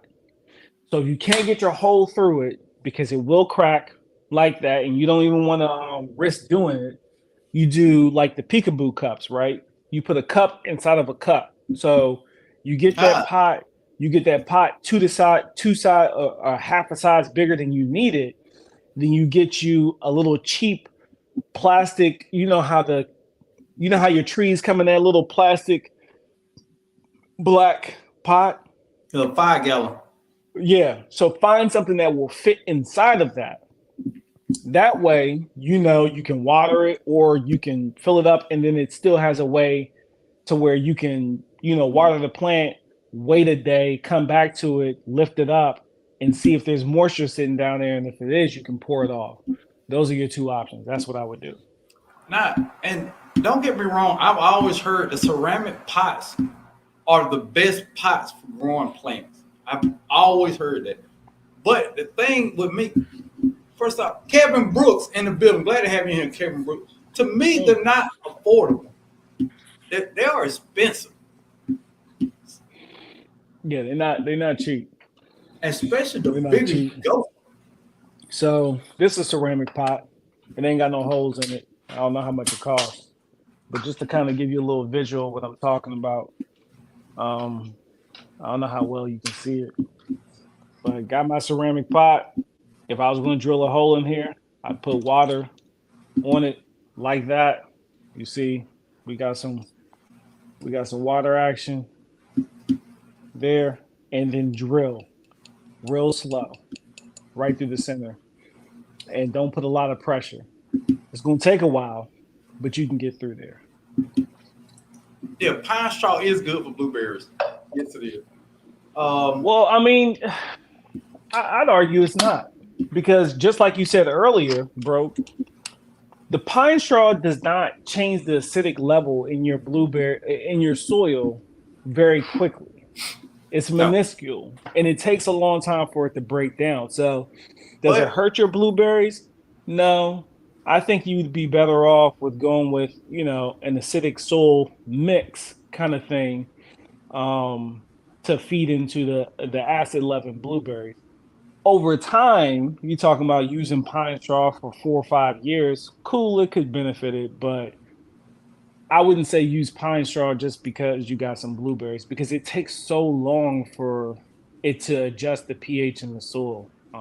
It doesn't happen overnight. It doesn't happen within one season. I'd argue to probably take the better half of a decade for you to really start seeing some changes in your soil on the pH level from pine straw itself. if you're playing the long game and you have a pine tree next door Or in your and yard. or in your yard, then They've maybe done those studies. They run those studies, bro. They run those studies to see how much the pH differs right up underneath a pine tree versus everywhere else in the yard. And these are big, full grown pine trees. It's not as prevalent. It's not as huge as people would think. no, It, I don't it, think. it really isn't. It really isn't. But if you have Yeah, if you have an already well established tree and you're not doing it to build a soil in 1 or 2 years to get fruit, if you already actively getting fruit, the long game with pine straw around your tree, I don't see why it would hurt. I think it's on a new tree that you're trying to change the soil acidity. No, it ain't gonna do it. You'll come out better just getting soil acidifier and put it down there. They're probably a better thing. a res, Oh, a resilient dad. I like that. He got I champion SP. Hey, that's the life I'm living right now. Resilient dad. These two kids, they are oh yeah. winning. You understand?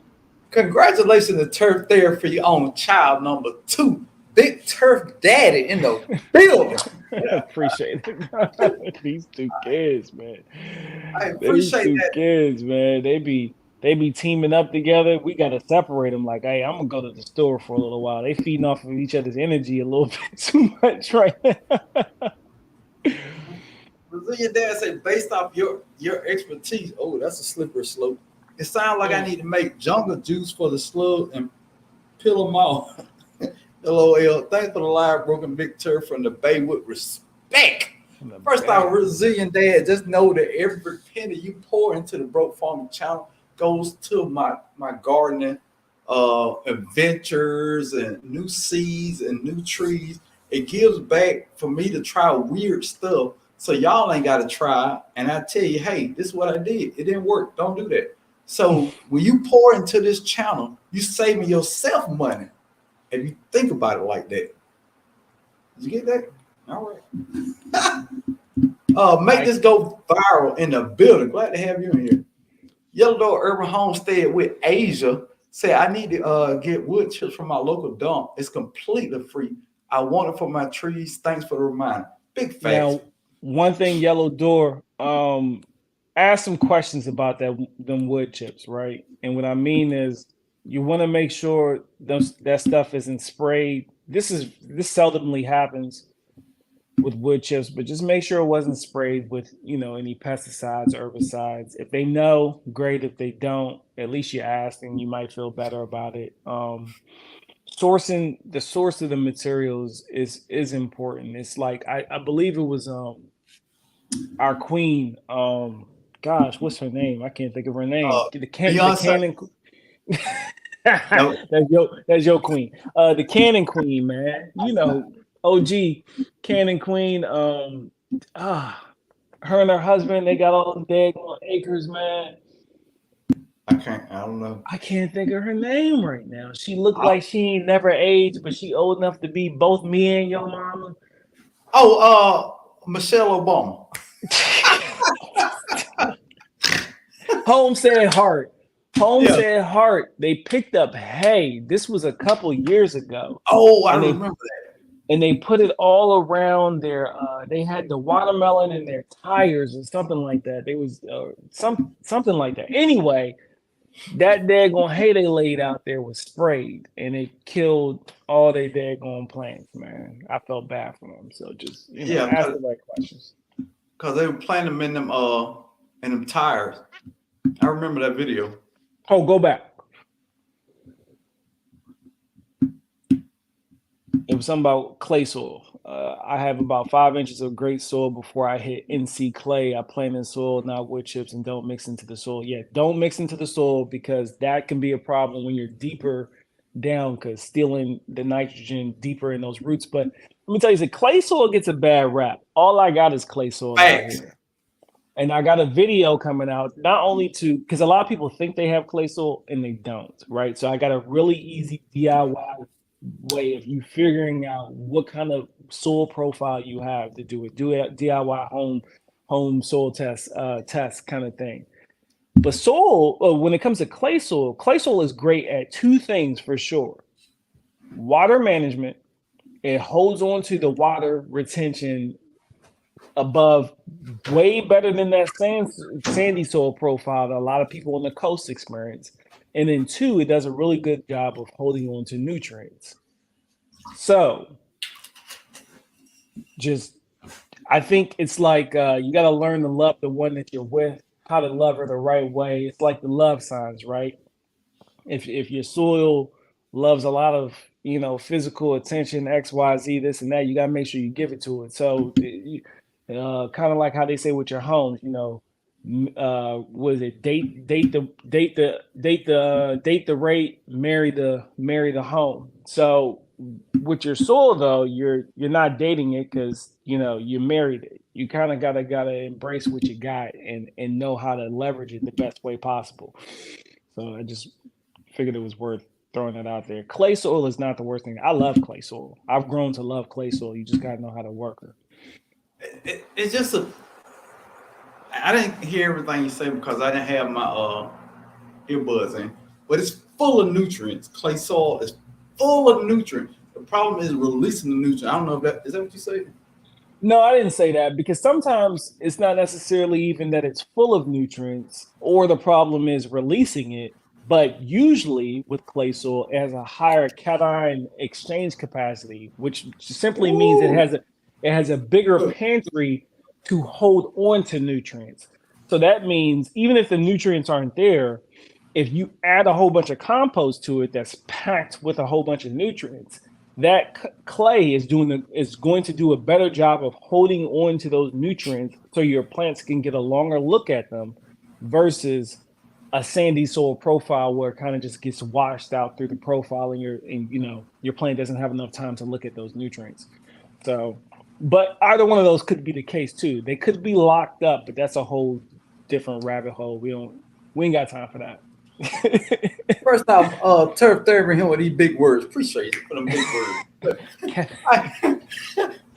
You know what, cat eye. And I've had the class. I heard that word 100 times, and I still haven't attempted to use it in It's regular easy. conversation. Cation exchange capacity. It's simply your soul's it's your soul's ability to hold on and retain nutrients. The higher the number, the more your soil profile has the ability to hold on to nutrients. The lower the number, the less that it has the ability to hold on to nutrients. And that usually correlates with the lower the number, you have a sandier profile. The higher the number, you have more clay. Somewhere in the middle, you have that loamy silt loam with a beautiful blend of sand, silt, clay. You got everything. You got all the best worlds. That's your perfect soil. You know how they say she got that good hair or he got that good hair? That's the median that you're looking for with the hair that you just add water to and run a comb through and it looks beautiful and luxurious. Like That mine. that yeah, just like yours. Yeah, Hey, yeah, hey, big yeah, face.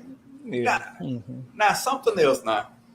When you clicked on this video, you didn't know turf therapy was gonna be here. Correct? Correct. No, So no, this if is you didn't garbage hit going the out. like button, I gave you twice as much as you expected when you clicked on this to this video.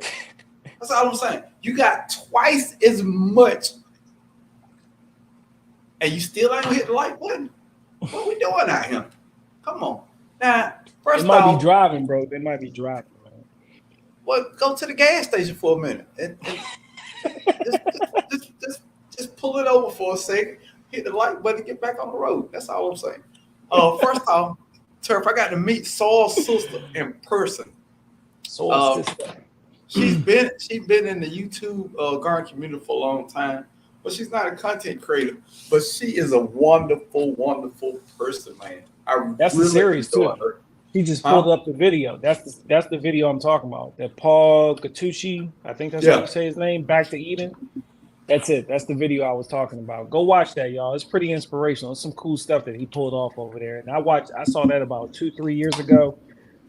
And I practice what he teaches here, and it works. That's what I'm gonna just tell you that it works. But you'll also see that he says, this ain't nothing that happens overnight. And like Broke has said many times tonight, this is the long game that we're playing. We're not looking for the immediate success, the quick fast solution, the push button age. I know we're in the push button age. You push a button, everything comes to your door. Heck, you can order a bride to your door these days. But go check out that little special thing that they put up on YouTube. It's a great little. It's lengthy, but it's worth watching every bit of it. But now I put the StreamYard link in there. You are always welcome to come up with a question, a tip, or anything you want to say. This is Yeah, an man. open Come forum. on, Sunday. What you doing Sunday? You turning wrenches? Come on up here, bro. This is an open forum for open conversation. It that's all it is. We are a community that help each other. So come on over and talk about it.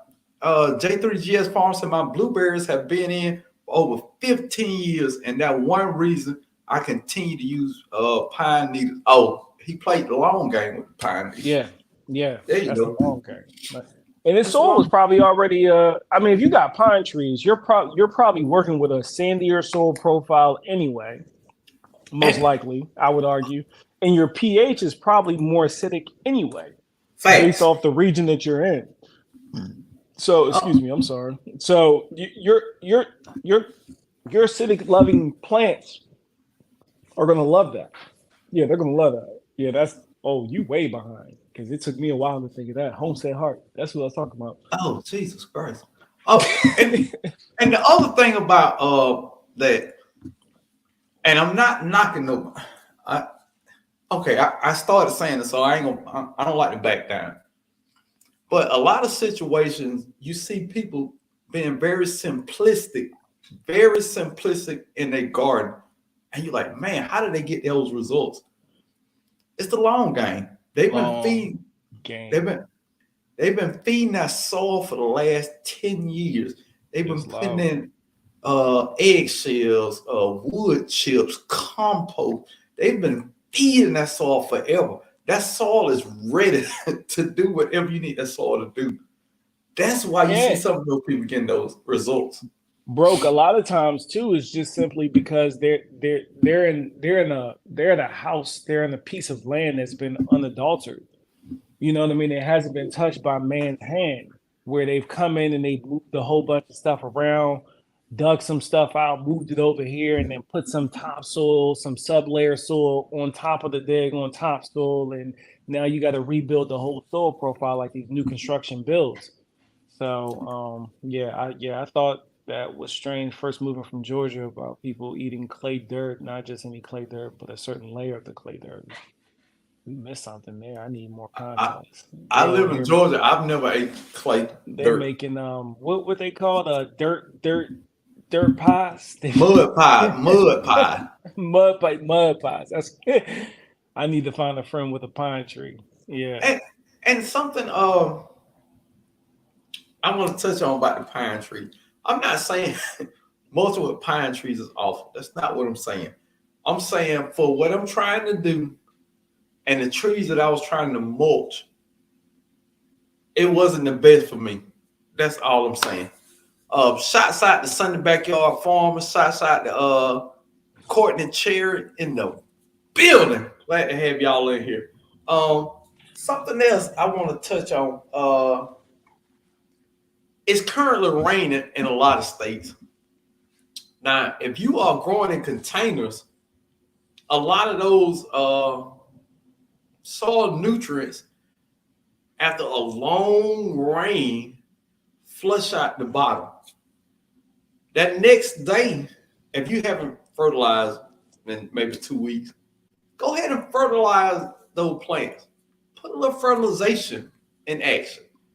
That's all I'm saying. You got a lot of rain going. Put some of those nutrients back in the soil because, and you're not going to rob all the nutrients from the soil, don't get me wrong, but it loses nutrients. Okay, prime example. Let's say you've been putting bone meal, blood meal, other minerals in your soil. You get a 2 day constant rain, some of that stuff getting lost.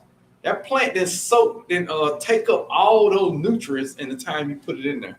Some of that stuff take time for that plant to take up. So fertilize over the rain. And I don't mean fertilize 3 times. I just said it 3 times to emphasize my point. You know what I mean? Do you agree that's a good time to fertilize, sir? yeah. I mean, when you're dealing with container plants in general, especially when you're growing in fruit production stage, you probably should be fertilizing every 2 weeks already. And I And used I'm to not talking about. And let me add a little bit to that, broke. My bad. I only use when I used it because I don't use that stuff anymore. But your pure organic fertilizer, pure organic fertilizer, bone meal, blood meal. I think that's it. I think there's something else that I'm missing, but those things that have the organic label, I think is usually Joe's and some other brand. Those things are best used at the beginning of the season, right? You get your nice dose in the beginning of the season, and the way that stuff becomes, it's not water soluble. Those fertilizers, meaning it needs to be ingested, digested, and pooped out by microorganisms, and then it becomes plant available, plant soluble, plant available. Everything that plants take up, it happens in a soluble form. It's like a mixture, a slurry, right? That's how they soak up what they need. So for you to apply blood meal every 2 weeks, it's kind of counterproductive because, or even bone meal, because that's a slow release fertilizer that has to undergo it has to undergo a natural process, much like the wood chips breaking down, organisms feeding on it and releasing those nutrients in a plant soluble form for the plant to uptake. So you're better off switching to some type of liquid organic fertilizer. And I say that because, that's when we're looking at our super juice and things like that, because now it's already undergone the broken up process and it's more readily plant available. So I said when that you're in the looking, beginning. when you, Damn. when you're when you're looking at your granulars, just know those granulars are you need warmth, you need moisture, and you need microbial activity Yeah. for those nutrients to be released and become plant soluble, plant available nutrients that your plant can actually leverage. If those things don't happen, that organic fertilizer is not doing anything into those three things aligned: heat, moisture, microbial activity. So just keep that in mind. The best way to use those, if you're using those types of fertilizers, if you're one who doesn't like synthetic fertilizers, that's fine. I'm not here to say that you should or you shouldn't. What I'm saying though is when you do that, you got about 4 to 6 weeks before that stuff even gets the drive on. The best time to use it is early spring, and then somewhere late spring, early summer is really when that stuff becomes, readily available to the plant. So in between that, using something like a 511 or broke. I've seen you use what's that name, Doctor something That Nature's. This Dr. a couple Earth, Dr. Earth Doctor Earth 333.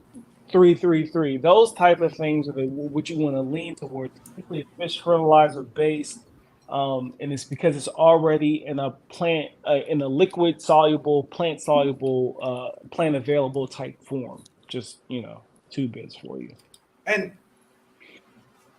I would argue, I not argue because we don't argue, but my opinion on any amendment besides liquid fertilizer probably should be used at the beginning of the growing season. Bone meal, blood meal, put all that down at the beginning. Compost, Mhm. put down in the beginning. Yes. Once you put your plants in there throughout the year, I mean, this after you put the slow release fertilizer down. During the growing season, all you should have to use is liquid fertilizer every 2 weeks and harvest your food. All that constant putting stuff on your soil while the plant is in there, I don't think it makes a difference. I The really don't. granular. Yeah, The all that granular on by top. the time by the time it has access to it, you already got fruit coming. It's not going to be readily available. Like if you have a deficiency that's like, oh, I need nitrogen and I need it now. Like you can see it on the plant and you know you need nitrogen. A granular blood meal is not going to fix your problem. No, Not quick enough. You need to go get you some 511 or something that has a high, a higher number of the end. That first number is that's nitrogen. That's organic, if that's your vibe, to get a quick release and a quick fix to that plant, because the blood meal is not going to do it. It ain't going to do it. and it Another thing worth mentioning while we're here, broke, is I made a video on it. I mentioned it last year. I think that you mentioned it too. Is there's a common misconception that how legumes, however you pronounce it, how they work when it comes to being, they help with nitrogen, right? So like peas, people will plant peas and they'll say, "Oh yeah, I'm planting it for the nitrogen." But the thing is, while the pea plants are growing, they're using the majority of that nitrogen, and the plants around it really can't benefit from the nitrogen until the plant is done. So what I like to do is, like in the spring, early spring, I got peas out there. What's going to come behind them? Cucumbers. So what do I do when I'm done with those peas? I cut them about a half an inch to an inch below the soil surface, and I leave the roots in the ground. Why? Because that is where the majority of the nitrogen is stored, in the root node system, that symbiotic relationship that it has with the microorganisms in the root structure itself. I leave that in the ground and then I plant the plant behind that, because as those roots deteriorate, as those micro organisms get to it, and that plant's dead, that's when it actually releases all that nitrogen that you're looking for. So it's not necessarily you're getting it in real time. You do get a little, but most of the benefit actually comes when that plant is done using it itself. So a lot of people pull up all their roots every year. They're done with the plant, they pull all the roots out the ground. Unless you're dealing with something that has a huge root structure and you're growing in a potted, you're growing something in a container, I would avoid, like, so if you're growing brassicas in a container, you need to get those roots out, especially if you're going to go behind it with another brassica, because those root systems they're so vast. There's so much in there. It won't be enough room for things to kind of get what is going. Microbiology activity is a lot lower in a potted plant because it's not connected to the earth. It's not connected to Mother Nature. But if you're in a raised garden bed, seldomly am I looking to pull any of my roots out of my bed. I leave facts. those roots in there because it's continuous. What you have is a root mass structure that's building organic matter in your soil, giving the microbes things to feed on, continuously releasing nutrients into your soil, building that soil. So pulling roots out the ground, unless you have an extensive root system that you know won't give room for other plants that's coming behind it, or the microbes don't have enough time to kind of break it down over time, leave that stuff in the ground. Don't take those plants out. And we've had two people that joined us. I'm gonna be quiet now. No. Hey, Janice Cruiser Homestead. What up, Homestead Chris? Hey, let me speak to a couple people came in. Andale Homestead in the building. Glad to have you, Auntie Andale. The educated natural in the building. Glad to have you in here. Now, I got to meet Janet Cruiser Homestead and her husband at Soil Family Expo. Very cool people. Glad to meet them. And y'all know the OG Homestead Aquarius to the BrokeFarmer channel has always been there. First off, how y'all doing today? Glad to have y'all here. Doing fine. It's a little wet here, but we haven't been in the bad stuff. I'm in between Macon and Warner Robins, so we haven't been in the real bad stuff. Oh, you over there near? Was she at the expo? Were you at the expo? Warner Robins. I'm about to say that's right there. The air base. This was air base right there. Yeah, it's an Air Force base. What's crazy about this is me and Janet went all the way to Savannah to figure out that we probably 15 minutes apart.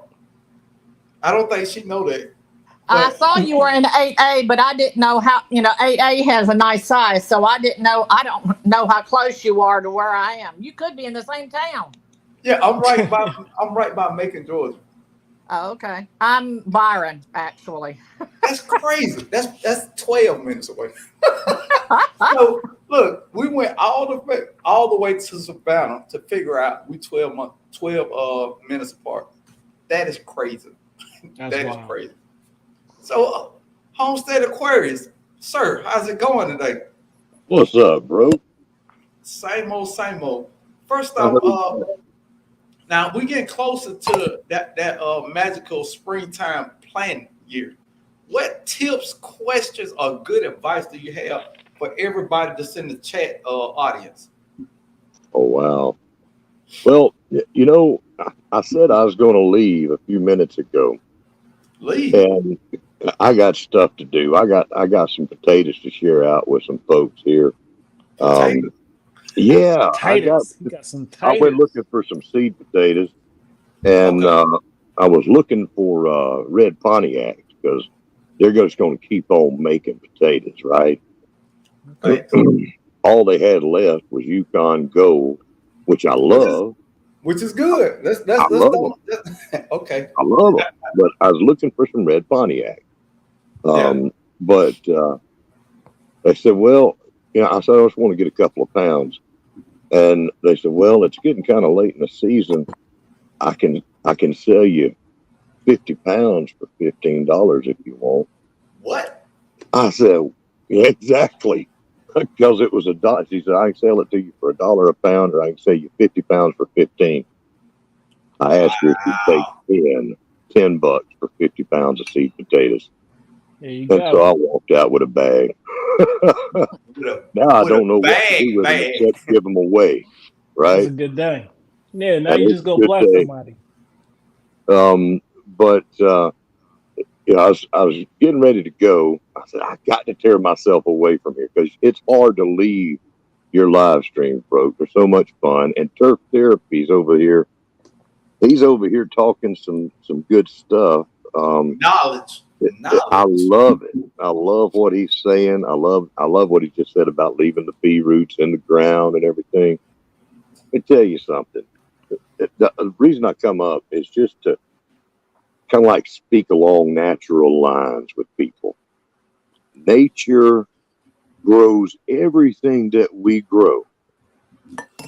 She always has, and she does it for free. And she plays that long game, okay? Mm-hmm. But now all folks got to do to see what she does and to mimic that is you get out there in the woods. You get out there where it's not grass, right? And you see what she's doing. When you're digging in that virgin soil, that wonderful forest floor. That A lot of virgin times, soil. I like that. I like. you I, dig I, I, down in that, you dig down in that, and you've got the ancient bodies of these trees and these Mm-hmm. animals that's died, all the Mm-hmm. snails, the bugs, the birds, bone meal, like you're talking about, blood Mm-hmm. meal, broke down leaves. And it's all a chaotic mess that's just moist and rotting in there. And that's the conditions. If you treat your soil that way, Yep. if you incorporate all the wood and all the natural things into it, it breaks down. Now we're civilized, a lot of us, right? We've got our pretty yards and all, and so um, we're chasing the quick fixes a lot of times. And a lot of people are in neighborhoods where the topsoil has been scraped off and sold, and then it was down to just a clay pan, and they put down sod. So there's very little of that organic material left. Yeah. So the more you work logs, and see, my place here is covered in logs. Mm-hmm. For years, I bring in the logs. I cut them up, bring them in, lay them down. I walk on them. I break up the branches and walk on them. I bury them. My place is like a sponge, constantly breaking down. Now, if you've got now there's the nitrogen depletion of wood. Every bit of nitrogen that wood soaks up, it gives it back when it rots. Gives it back. There we go. Ooh. Preach. Preach. Get this man a daggone pedestal out here. Aquarius, No, I like with everything that you're saying. it is so easy to add extra nitrogen, but I've got stuff that grows right in those rotted logs, right in them, and it amazes me. This Mushrooms is will do how real good nature in it. does it. And when we get that organic material in the ground, it's going to turn into just more soil and keep it going. You want the bugs, okay? Ooh. You, Now, you now, want what? the, Hold on, Aquarius. I don't mean to cut you off, that's but okay. now you said something that real cool that people don't understand. You want the bugs. A lot of people want to kill every bug in their garden. I hear people talking about, hey, I got a bunch of roller polers. Hey, roller polers break down stuff. Roller polers are not the issue, Break but down the wood, baby. I think that's important, and I want you to repeat what you just said. Insects have their purpose, and the perfect system for every bad bug for your plant. It's a It's a good good one. bug if the environment is right. It's gonna take care of that. It's a Balance. perfect balance and a perfect rotation. If all the elements in your garden line up, go ahead, Homestead Aquarium. I'm sorry, I got to That's say with that. I know you said it. You said That's it like the all right there. companion planting. You What you said say, it What's man? that, all. Jim? That's like the companion planting I've heard talked about. You plant this flower that is going to draw in something that's going to get rid of a pest that you got for your tomatoes or your whatever you're planting. Yeah, I need a companion plant for these pigeons. That's called a BB gun. Or a Now it's called cage. that was my first round of seedlings, and I got more, so it ain't no big deal. I I'm gonna ain't tell gonna you. say. I heard you talking about them pigeons earlier. That is an excellent food source. So pigeons. A lot of people still raise pigeons for Yeah, food. where I live at, I can't really go out there with a red rider and lay it down. I would though. I would contribute it to the circle of life, as we said, as you just said. And that's why I like wood chips so much because it's a clean look aesthetically. We live in these environments. Like you were nailing it with the organic matter composition because most people don't realize for a lawn, when you're growing grass, you only need 2 to 3% organic matter. Garden beds and landscaping, though, that's more up towards 4 to 6, 8% of organic matter. So that squishy, mushy kind of feeling is actually a lot more beneficial because the increased microbial activity, the ability to hold on to the nutrients, water retention, and everything that goes into it. But I mean, I think that you nailed it, Homestead Aquarius. You really brought that home and really just said everything that I've been saying in a much smoother, cleaner way. You got a whole little what's that dude's name? That does the blues. He's got a whole blues vibe to him right now. But anyway, I loved everything that what you were saying because I've been practicing what I've been preaching I just keep seeing results. The results just keep getting better and better. I mean, when I was out in Maryland, I didn't have any praying mantis. And then I started having things that crept in that I didn't like. And then next thing you know, praying mantis popped up. I had videos showing it. And I didn't bring praying mantis in there. I didn't bring ladybugs in there. I planted the flowers. I planted the food. And these things, I had my whole little ecosystem right there in my driveway and on my front porch. And it did it all on its own. I didn't need to do anything for it.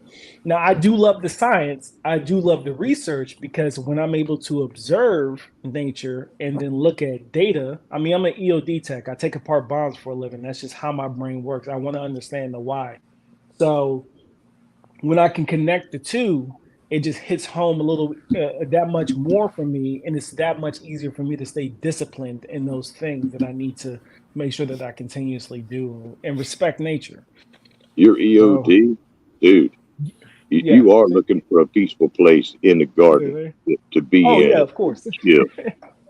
yeah, that's what I do. 17 years in this May. I'm 3 years away from retirement, and that's what I do. I take care of it. And he said he gonna move to Georgia. We've already talked about the Air Force Base. I didn't say that. Close to where I live at. He said he gonna move. I may end up at Fort Stewart though when I leave here. There's a strong possibility I might end up at Fort Stewart. So just keep your. That's not where I'm trying to go. I'm trying to lay it down in South Carolina. That's where family. Oh, that's is. close too. That's close too. That's close. Yeah, it's right around the corner. We can. Yeah, you can come down and Just go to North Augusta. Yeah, North Augusta. I used to be stationed at Fort Gordon. I love that area. Beautiful area. But this the thing. Now we talk a lot about all the things get plants. All right, when you garden, you want to get your plants to grow and produce, but everything is below the soil. Homestead Aquarius, Turf Therapy, and Janet made great parts to that. Everything is below the soil. All the other stuff that you add to that soil, you add it. Your plants are not gonna take up all that stuff that y'all trying to put in there, man. I've seen people plant things in a container and put blood meal, bone meal, azomite rock dust, slow release fertilizer, liquid fertilizer. I don't know what you expect that plant to do. That is like, I don't know if y'all familiar with what is Bane, the guy with all the veins and stuff. Your plant is not Bane. It's not gonna take all this stuff and just run through a building. That is not how they're just going to take up what they need. Exactly. Yeah, and whatever they need needs to be. Plants drink their nutrition. It needs to be in a soluble liquid form in order for the soil is more so just the vessel that holds the nutrients. But even though the nutrients could be in the soil, if it's not in a liquid soluble form, your plant is not going to have access to it. She is sunshine. It might not burn your roots because it's slow release. Yeah, it can't. Your roots can't take up all that stuff at one time, so it might not burn it, but it's not being effective to help your plant grow. It leaches into your water streams. It leaches into lakes, ponds, standing still water. It leads to eutrophication. That's when you'll see algae bloom. This is not good for your environment. A lot of people think, oh, it's organic, so it's safe and it's fine. That couldn't be further from the truth when you're not using it properly. You're overusing it and it's getting into your well water. is getting into your, your local streams and your ponds. And if you've ever heard of eutrophication, algae bloom, that's when too much nitrogen and phosphorus is getting into our waterways and disrupting the ecosystems in the water streams and affecting the water that you drink every day. So, just because it's organic don't mean it can't hurt you. I was on live with T-Nog, and we were talking about some different medicinal plants and how, a lot of these things that you see big pharma push these days, they derived it from a plant. Aspirin, from aspirin to what's got the kids all messed up today. Gosh, what's the name of that thing that they Fentanyl. From aspirin to fentanyl. This stuff is based off of nature. So, just because it's organic and natural don't mean that it can't kill you. Plenty of people was dying during, while they were not colonizing the west, the frontier, Western Front. A whole bunch of people died on that Oregon Trail. And it was nature that did it. It wasn't nothing from Big Pharma. Nature was taking them out. She is a beast. It's like people eat that are loving the natural licorice. Well, natural licorice is a diuretic. So, you're going to lose weight, but you can also have other issues because that is a natural diuretic and can cause you all kinds of issues. There you go. Drop it on them, Janet. Boom. First off, if you didn't know what Janet just was talking about, hit the like button. I'm just gonna say, because look, what Janet was talking about, I've never heard that before. And anytime I'm giving free knowledge, this is what I'm saying, free knowledge. I don't know how to act. So the easy way to do that is hit the like button, because I didn't know that knowledge that Janet just dropped, and I'm appreciative of that. If this wasn't my live, I would go back and make sure the like button would hit, because that was worth the time that I spent in this live.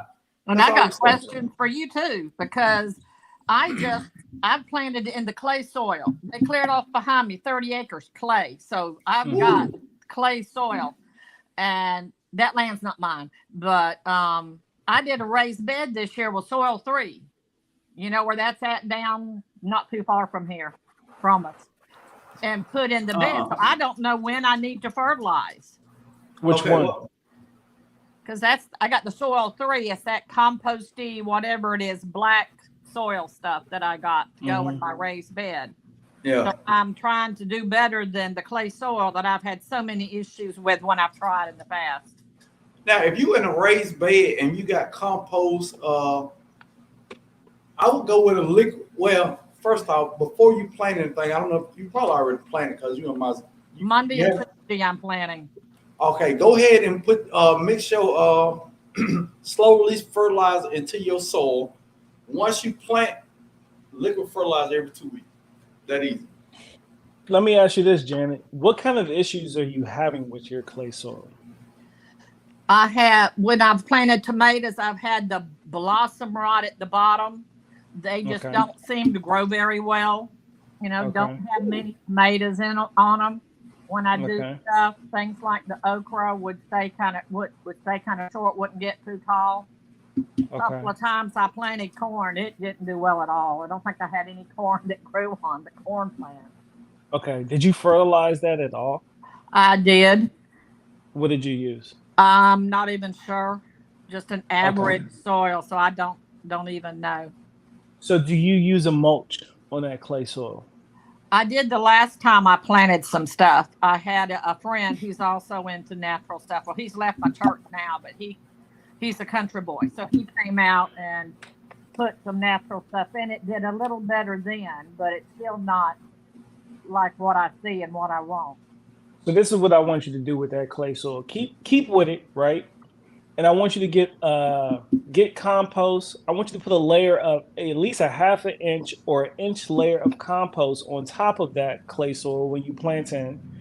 And then put another inch to 2 inches of wood mulch on top of that. Give it 2 years. I want to see you at the Soul Family Expo, and I want to hear your testimony of how much that I'm clay going to be soil has there turned again around. next year because I was there this I last won't year. be there next year. I Yeah, won't be there. me, Next me and Janet were having fun this year.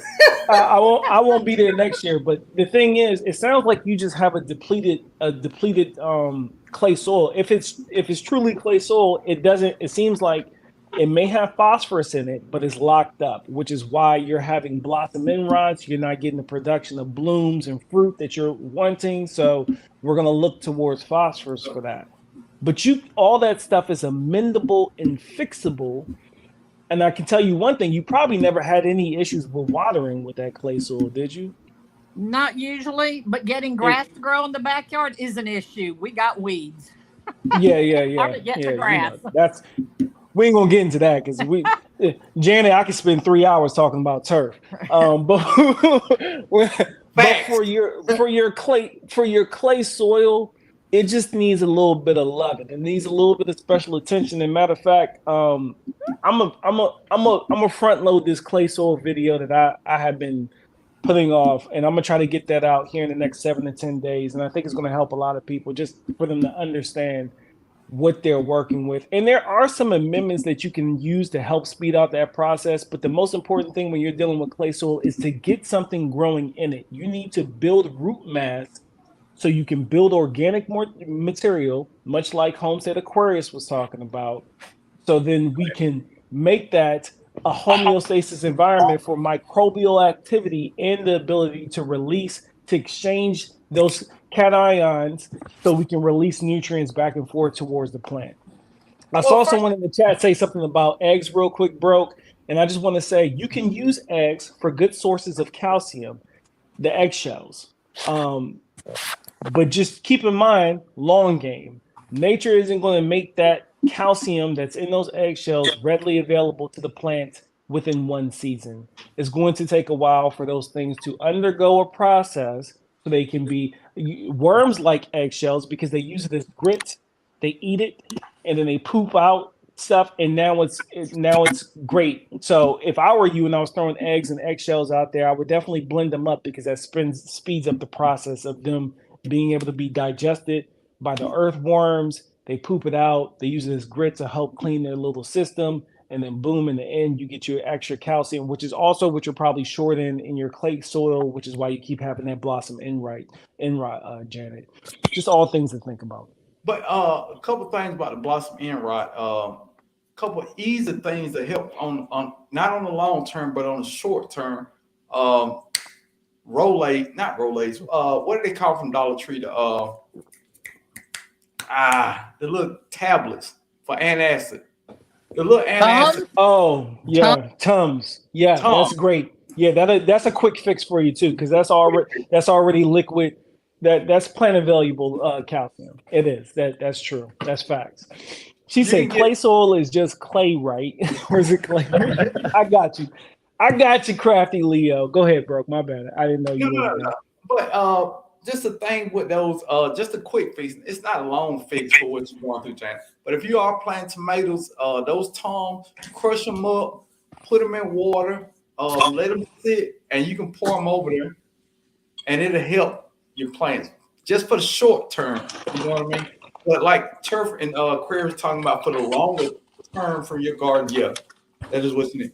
And also, Sue Simple Garden say powdered milk will help with calcium deficiency. Also, I agree with that. Crafty Leo say clay soil is just clay, right? Or is it clay mixed with dirt? LOL. I'm trying to learn something. Wait a minute. There's also a product called CalMag. I thought I had some here. It's organic product. I thought I had some. Maybe I don't. But it's expensive. It's $15 for the small bottle. But you don't need much. It goes a long way, bro. You gotta look at the application rate. That it probably costs you about 25 cents per application. So I thought I had some. I guess I don't. But anyway, look into that CalMag. As far as your question with the clay soil, so soil has life. Dirt does not. Dirt we call dirt what we get on our shirt, right? It's a stain. clay, any soil is a composition of sand, silt, clay particle being the smallest. Silt, so let's say a clay particle is the size of a dime. A silt particle is the size of a plate. Sand particles are the size of a 5-gallon bucket. Any mixture of those gives you your compost, your composition of what kind of soil profile you have. So clay soil, clay-based soil is more so something that's probably 60 to 70% majority clay particle. And then you have your sublayer as well, where you have minerals that haven't broken down to any of those factors, but we're just going to stick with silt, sand, and clay to just simplify this. So each soil profile that you have can be a sandy base profile. That's why you usually hear the word base that's followed by whatever the profile is. So you can have a silty loamy base profile. That means it's mostly silt and loam. It's got clay in it, it's got some sand in it, but it's a beautiful mix of all of it. So I hope that helps you a little bit. Now, Turf therapy, dude. You have got some knowledge, brother. That's I my like guy. it. Hey, that's my guy. Homestead Equator, that's my guy. Look, turf therapy and Lion Crest Outdoors. Y'all don't know. I rank these guys' brains on a weekly basis with the crazy stuff I want to try. I will throw the most random question at 5 o'clock in the morning, and whenever I'm they gonna get tell you what now. Old Lion Crest, Farmer Q now. The man, I have praised that young man. All he eats this stuff, and so turf therapy and lion crest being mentioned in the same pocket here, the same little bit. That's good stuff right there. Now, hey Homestead, don't sell yourself short. You came in with some hot fire. And look, that's super hot fire. First off, Turf, I don't know how familiar you are with Homestead Aquarius, but you are talking. He's been around for a long time. I've seen him for years, man. I've seen him for years. I know I've seen him on your channel for a long time. I know I haven't been as present lately, but you try having 2 kids, it'll flip your life upside down. So, but mine's grown and gone now. See, I'm just getting started. I do the garden and I do permaculture.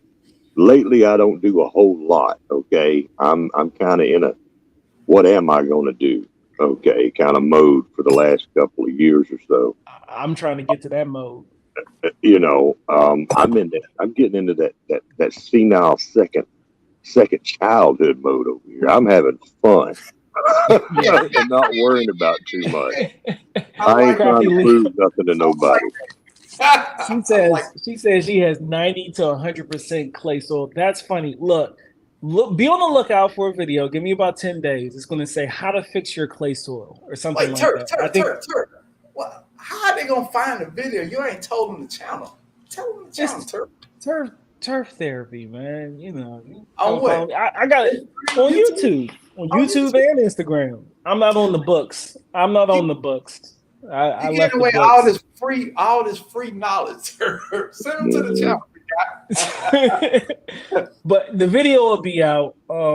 I got a little bit of everything on that channel, man. Predominantly, I'm a lawn care channel. That was my first love. That's what helped me pull me out of a dark space when it came to PTSD and dealing with some troubling times in my life. I fell in love with gardening on the way.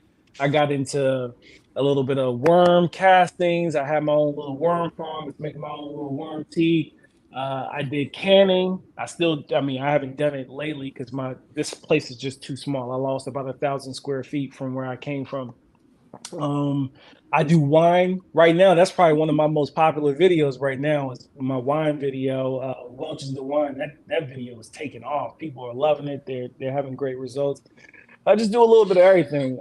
And I got this video coming out about clay soil to kind of just help you out. And I wanted to say, a lot of people think they have clay soil, but they don't. and I'm going to give you a really easy way of figuring out. All you're going to need is a mason jar. A mason jar, you get you some of your soil out the backyard, and maybe we're going to turn it into a challenge inside of that video. Was that Dan? Was that permaculture? No. Oh, okay. But yeah, we'll turn it into a challenge, and it'll be fun just to kind of see how many people thought they had a certain soil profile and they actually don't. Because I run into that more often than not. I promise you I do. People think they have a certain clay, they think they have clay soil and they don't. Not to say that you don't, because you may know and you may be right. You probably are right, but there's a lot of people out there that assume that they think they have a certain thing, whereas there's a really easy, fun test that you can do. You can get the kids involved with it. It's a good time, and it takes, a couple days, and you'll have all your results. I don't know how many moderators we got left out here. Can everybody drop a Homestead Aquarius channel, Turf Therapy channel, and Janice Cruising Homestead channel? If y'all could, and they're already on top of it. Jeez. and they're coming in hot. I can't see the chat, y'all. If y'all talking to me, I'm sorry. But I love all y'all. Thank you for the wishes and everything. I'm sure you said something. So thank you. I appreciate it. For the long term with that clay soil, now I have sandy loamy soil. Mm-hmm. It took me a while to figure that out. But it's sandy loamy soil. But if you have clay soil, you can be amending that soil. It's compost. You got to work that soil. You can get wherever you want to go with your soil, but you got to start working. Like we was talking about. But the same thing works with that soil, with that sandy soil too. When you got sandy soil, the bad thing about the sandy soil is it doesn't hold on the moisture well. It doesn't hold on the nutrients well. It releases it releases everything. The only thing that really does good in sandy soil profiles with no fret are things that love to grow in a Mediterranean tropical environment that can also withstand the climate that you currently have. Anything else is really going to struggle in it. Or if you combine that with the owner who loves to water a lot and over fertilize, you have a win. You gotta win. That's why it worked, because I know some people got drip irrigation, all kind of things set up to keep their garden, hydrated and watered. Me, that is part of my garden therapy, going out there watering. I love water. I love putting my finger in the soil to see if it's dry. Does it need water? That's my thing. That's my passion. And if I got coffee grounds or that's a good one, granular fertilizer or anything, I'm putting it on the soil. So in my soil makeup, it works for me because I'm gonna constantly fertilize my trees and everything in my garden. So it works for me. One last pitch for the wood chips. This is another reason why I love wood chips. When I get to weeding, usually the reason why you want to go to 1 to 2 inches of wood chips is because when weed seeds fall in those wood chips and they germinate, they typically don't establish well. The root system is very loose, and so to pull them out, it's a breeze. Like you grab it and they come out easy, clean. It's another reason why I love those wood chips, man. It's easy to keep your weeds. It's easy to just go through. It's not a pain in the butt. You're not sitting there fighting with it, grabbing it, and stuff like that. Yeah. Okay. Dry eggshells, blend, then add coffee grounds to the top of your plants. Yeah, and those coffee grounds are going to be more available to your plants. Those coffee grounds, the nitrogen in those coffee grounds will be available to your plant within 2 to 3 months. Those eggshells, the calcium in those eggshells, you're going to have to wait at least a season on those. But the coffee grounds and eggshells are something you normally have in your house, because I eat probably 2 eggs every day in the omelet. I crush them down in my hand. I don't powder form them. All right, me and my wife drink a cup of coffee. We use the Keurig cups, dump the cup in the Ziploc bag. After a week, just go out there and you build. Like, okay, I need to rename this video The Long Game. Because everything come back to the long game. If you adding constantly to the soil, you're gonna get greater soil. Coffee grinds, eggshell. Like he was saying, it's gonna take a while to break down. But that long game, though, that long game, it's gonna be excellent soil, dude. That is super duper awesome. Oh, The and long game is nature's game. it's Okay. nature's game. Ooh, that's the title. Wait a That's minute. it. Yeah, that long game is it. Bam it, I'm coming. I'm coming, Bam it. Bam it, that name, I like that name because it's like Bam it with Arthur Butler. Bam it, I'm coming. I'm having too much fun with that. I'm coming to Yeah. South Carolina. I'm gonna be. You can find me in the most likely when it's all said and done. I'll be between the Sumter and PD County area is most likely where I'm gonna be, somewhere in that area. Thank you for your service, Battle. Appreciate you on the veteran tip. But I'm coming. That's where I'm aiming for. Hey, look, Sumter. I mean, South Carolina. They're not going to tax my retirement. My kids get to go to school. They get to go to state school for free since I'm a Purple Heart recipient, so they get to go to state college for free. So I'm like, oh yeah, that's great. They're not what else I got? I ain't got to pay for my license plates. My property tax is heavily discounted, maybe free depending on what my disability looks like. Look, South Carolina, they done convinced me. That's where I'm gonna be. I'm gonna be laying Well, my come head on. right Are there. you 2 hours away? Well, no. Thank you for your Yeah. service. I appreciate it. Yeah, Hey, no man, worries. I you Four appreciate deserve hours. everything you can get, brother. Everything. it. Yeah. Hey, Homestead Aquarius, Hobby say, Mr. Aquarius. Now look, now we all cousins. You ain't gotta be so formal. Do you have edible mushrooms on your land? If so, how do you identify them? Ooh, good question. I There's a do. good book. I have lots of edible mushrooms here on my land. And I'm not very knowledgeable in the mushrooms, but I do know that I have some. I've got reishi here. I've got some oyster mushrooms. There's a couple of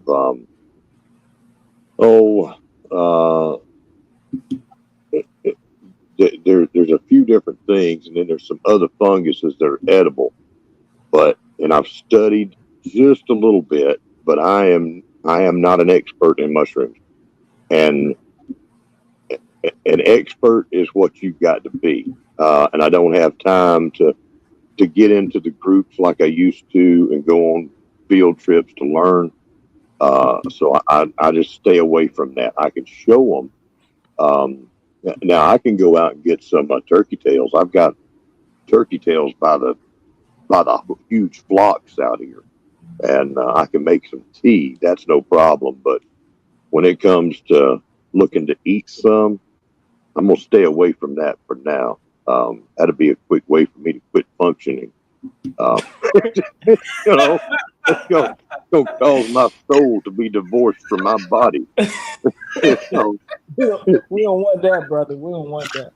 no, but I've got a bunch of them here. And that's something else you can do with your wood chips. Okay, now Turf, I got to follow you. Okay, and I'm going to say something to Turf here because he's done activated me. Okay, I don't get real competitive, and I am where challenges go to die. I just don't partake.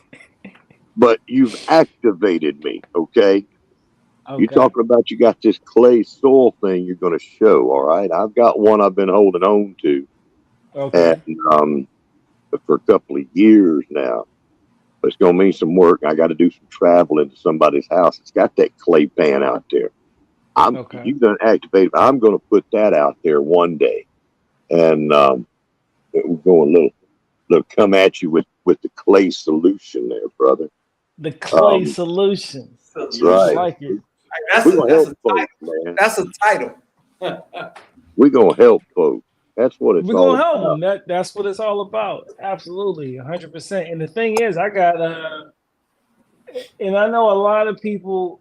I love science, people. I love science. I love data. It just, I feel like the way that I'm wired and tuned up is that I need to see data points, right? So I love observing nature. I appreciate. I see what she's doing, but I like to understand more. I like to ask the question why. So I bring you a little bit of that in the video that we're going to run through. I bring on the specialists. I bring on the soil scientists that this is what they do. And I ask the hard questions. I ask the real questions and to get you those truths. So I hope and I know both of our videos will help the community pulling through. It's going to be helpful. Yours going to help them more, but I'm going to get in there with you. I'm coming at you.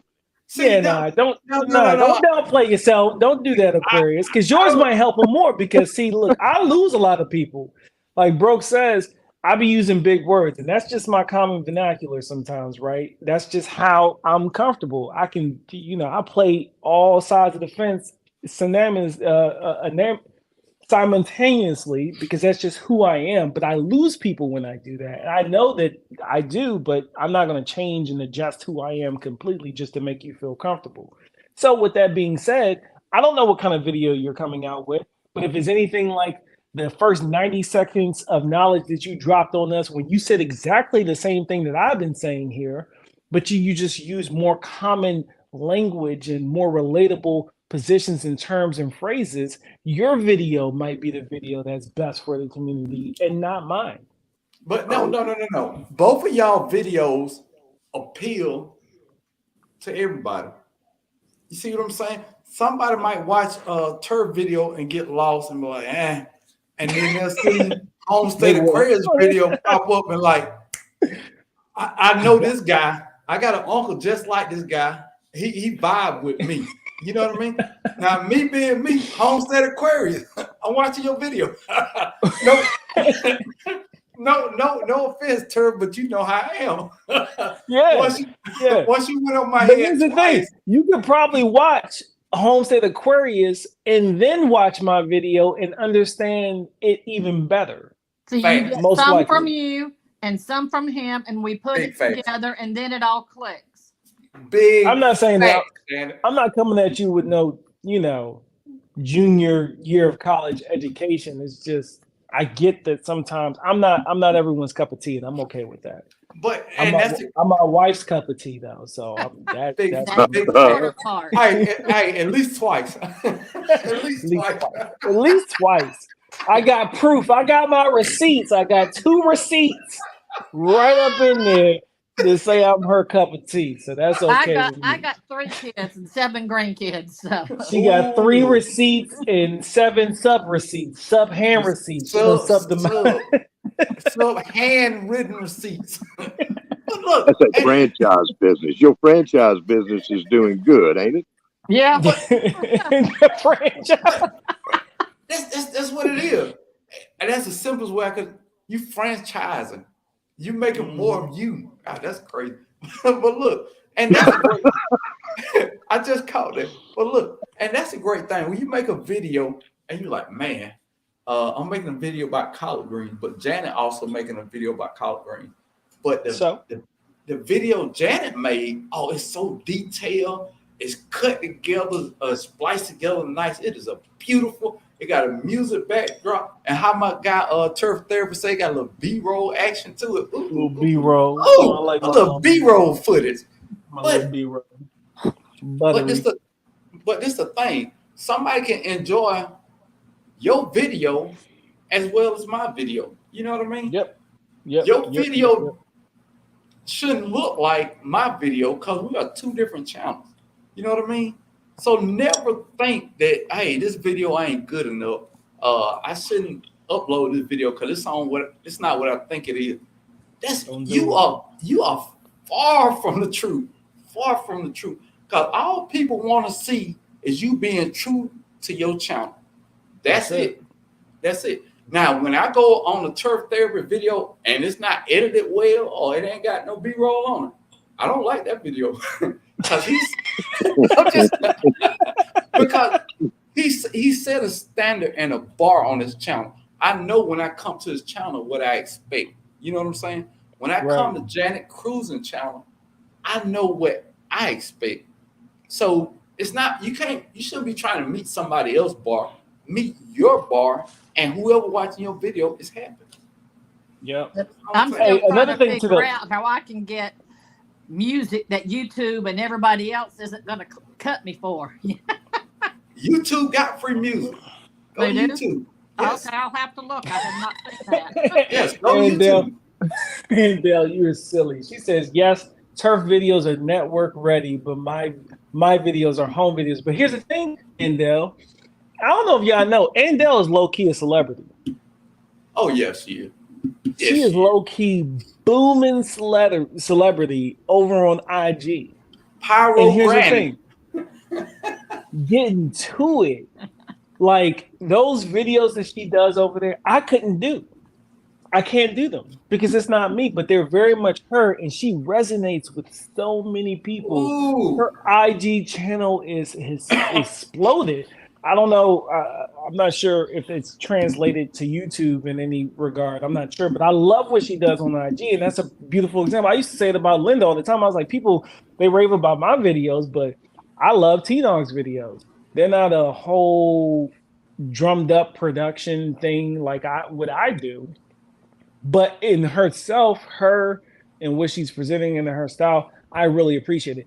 So don't be discouraged to drop a video about the same topic, because if you're being true to yourself, the video won't even be the same. It won't even matter.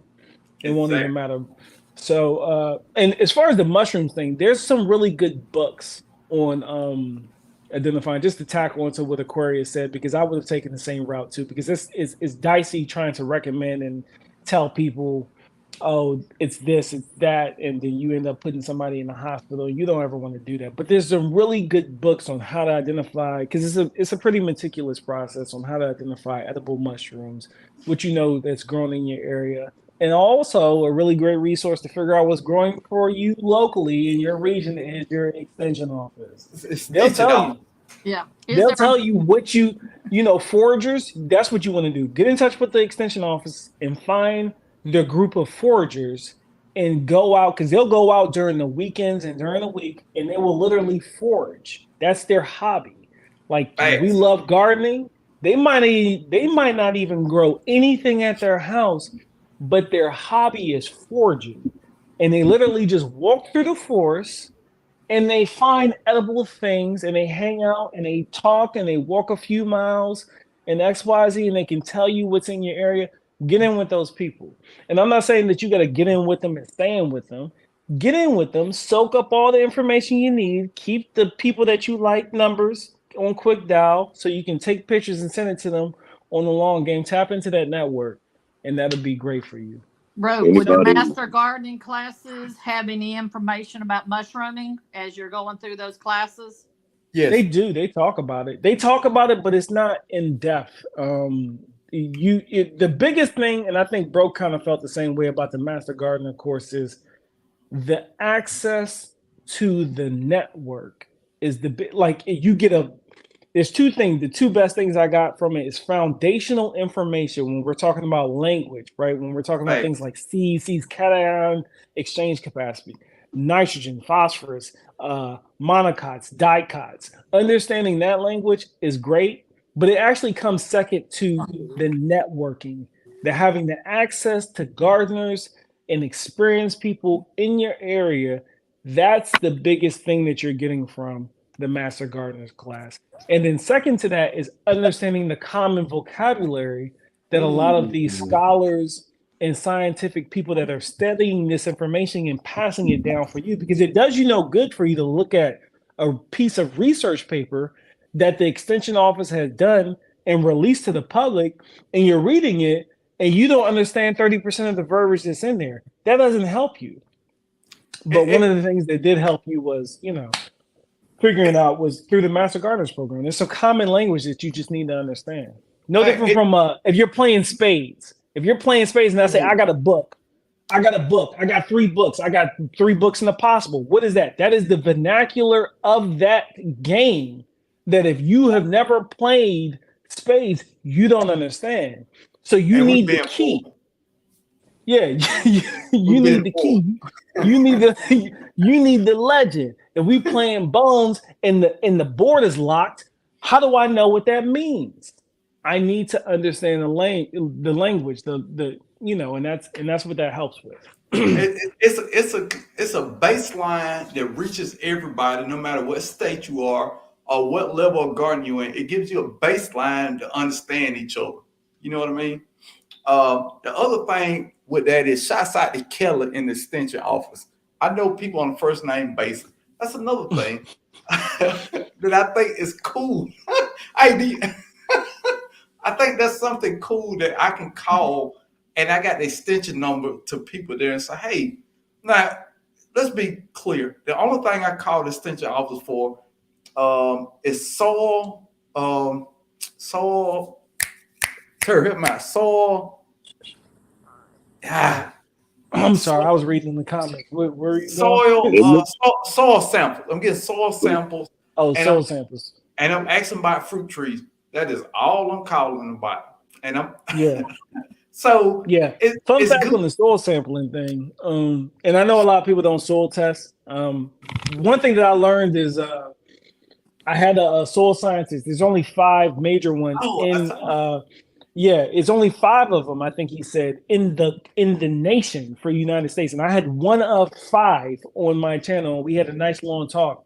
And one thing that I learned is that most of these soil tests, they are actually calibrated to the agricultural world. What does that mean? I took away from that getting a soil test as a gardener, because there's so much more research in the agricultural department of understanding, what's in the soil, is actually more beneficial to the gardener than it is for the person who cares about grass, because those tests and those results on how to adjust those things, or at least just know where you're at. Like for me, I didn't try to adjust my clay soil here with synthetic fertilizer and things like that.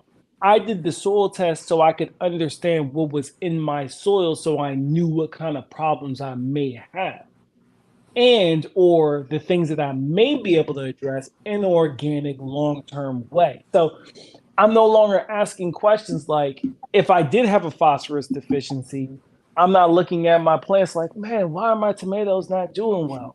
Which I don't have that problem. My this whole land out here about 10 years ago was very fertile farmland, and it didn't scrape any topsoil off and come in with some subsurface stuff that just messed up the whole soil profile and ecology out here.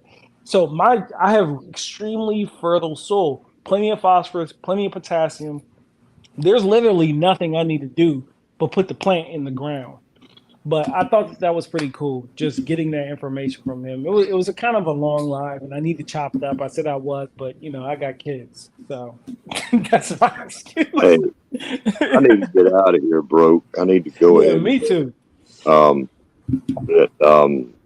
I say something to a couple of guys, and I want to say something about these mushrooms, and I'm gonna jump down. I just want to say hello to Mr. Bammett with Arthur Butler. I love that man. I love that man. And Odom's Homestead. That's my hillbilly Tennessee hillbilly brother up there, and they're both on my team. And we're gonna crush the Team Will It Grow and Wilson's team. But there's some great guys there. But what I wanted to say about the mushrooms, right? And this goes along with turf therapy, talking about the wood chips and everything. Here's the awesome thing. Get you some fresh wood chips. Figure out what kind of edible mushrooms you want to grow. And you can get those spores in those mushrooms, and you can be growing your own known crop of your mushrooms right there in your garden, in your wood chips. It's breaking them down into soil. You're getting the food from them. And that's some good stuff. Now, people looking for resources about mushrooms, okay? I cannot recommend highly enough. If you're on Facebook, there are so many mushroom groups out there across the planet, and especially here in America. There are some very powerful mushroom and foraging groups, but very, very powerful mushroom knowledge out there on Facebook in the groups. They have regular meetups in different, your different part of the country or the world, where you will go out with experts and show you what to look for. They do it a lot here in the Southeast. Right now, it's everybody's chasing the morels. Where are they? Are they popping up here yet? Everything. It's a yearly thing. Everybody's looking for the morels and the chanterelles whenever they go farther on up north. A lot of times, especially. But yeah, Facebook's a great resource for that. Just look up mushroom groups and you'll find them. Now, that being said, some of them has got some people in them that are a little wacky. Okay, I've never seen now my snake groups, because I'm big into snakes and reptiles and nature and everything. There's some weird folks in the snake groups, and there's some weird folks in the mushroom groups. But if you hold your own and you go in there to learn, you're going to get some powerful information. But anyhow, I need to go and get stuff done here. It is an absolute pleasure and an honor to be up here with you, Broke. And I appreciate you. So y'all be good. And we'll see you next time. Homestead Aquarium, it was an honor and my pleasure for you to come up here and hang out with us. Thank you, sir. All right. Now, look, Janet, before you and Turf leave, all right. Now, at the end of every one of my lives, I give a little homework. Janet, Cruising Homestead, Janet, I got some homework for you. Turf Therapy, I got some homework for you, sir. All these, it's been 70 people in the chat for over 2 hours. That's a big deal. I need everybody in the chat to find one channel and go over there and check out their content. I'm not telling you to subscribe to nobody. If you go over there and you see on the video, you first off, before you watch the video, hit the like button. Go into the video. If the video excites you or these are your people, go ahead and subscribe. But if not, leave a comment and wash your hands of the situation. It's just that simple. But I feel like there's so many great channels in here that people need. You can't get everything you need from one YouTube channel. You can get a little bit from my channel, get a little bit from Janet's channel, get a little bit from Turf Therapy channel, and you get what you need. You can't get everything from one YouTube channel. They are all free. So let's explore a couple channels. And if it's not for you, it's just not for you. I don't subscribe to every channel when I watch that video. It's just what it is. I mean, I'm a real subscriber. When I subscribe to your channel, I'm watching your content. I'm not just subscribing to tell you I'm subscribed to your channel. I don't do that. If I'm subscribed to your channel, I'm watching your content. That is what I do. If I have time. Now, everybody's an adult and everybody doesn't have time. So it is what it is. But the channel that I find that I want to check out is Courtney Cherry. She says she's going to start uploading gardening videos. I'm going to go over there. If you don't have a garden video uploaded, I'm going to wait on that garden video. And I will be the first person to hit the like button on that gardening video. That is what I'm going to do. And also, Cheryl, the gardening artist, I am going to go over there and I'm going to check out your content. No matter whether I like y'all content or not, you're going to get a full view of the whole video. And I'm going to hit the like button and you're going to get a comment. That's what it is. And I encourage everybody that's in the chat to do the same thing. And somebody go over there and check out Tiff Farms. She has a really cool gardening channel. I am subscribed to her and I enjoy her content. Before I ask y'all what I'm gonna ask y'all, let me shout out to the moderators and their Homestead. Appreciate you dropping all that useful content. I mean channels and everything. Make sure all of that is taken care of. Growing out the box, thank you for making sure that nothing going on crazy in the comment. Miss Shirley OG, thank you for holding down the comments. The Sunday Backyard Farm, appreciate you looking out for the comments, make sure everything is okay.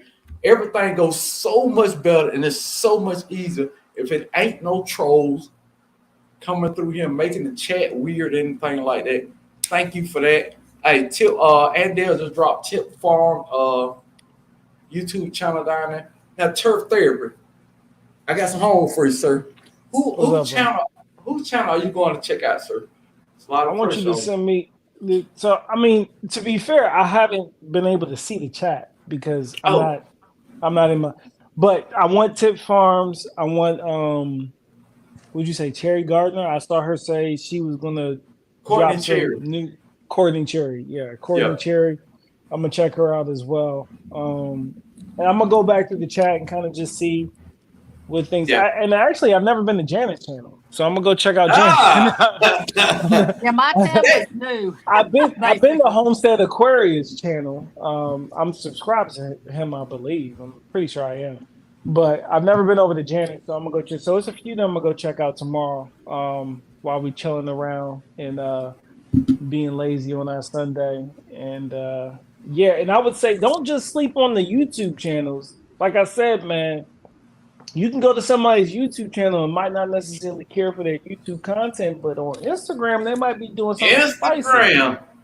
It's a like lot I said, I like Andale's YouTube channel, but if you roll across Andale's YouTube channel and you don't like it, go check out her Instagram because her Instagram or Facebook. I'm not on Facebook, so I can't. Instagram, I know Instagram is Facebook, but it's different from me. So, but it's not.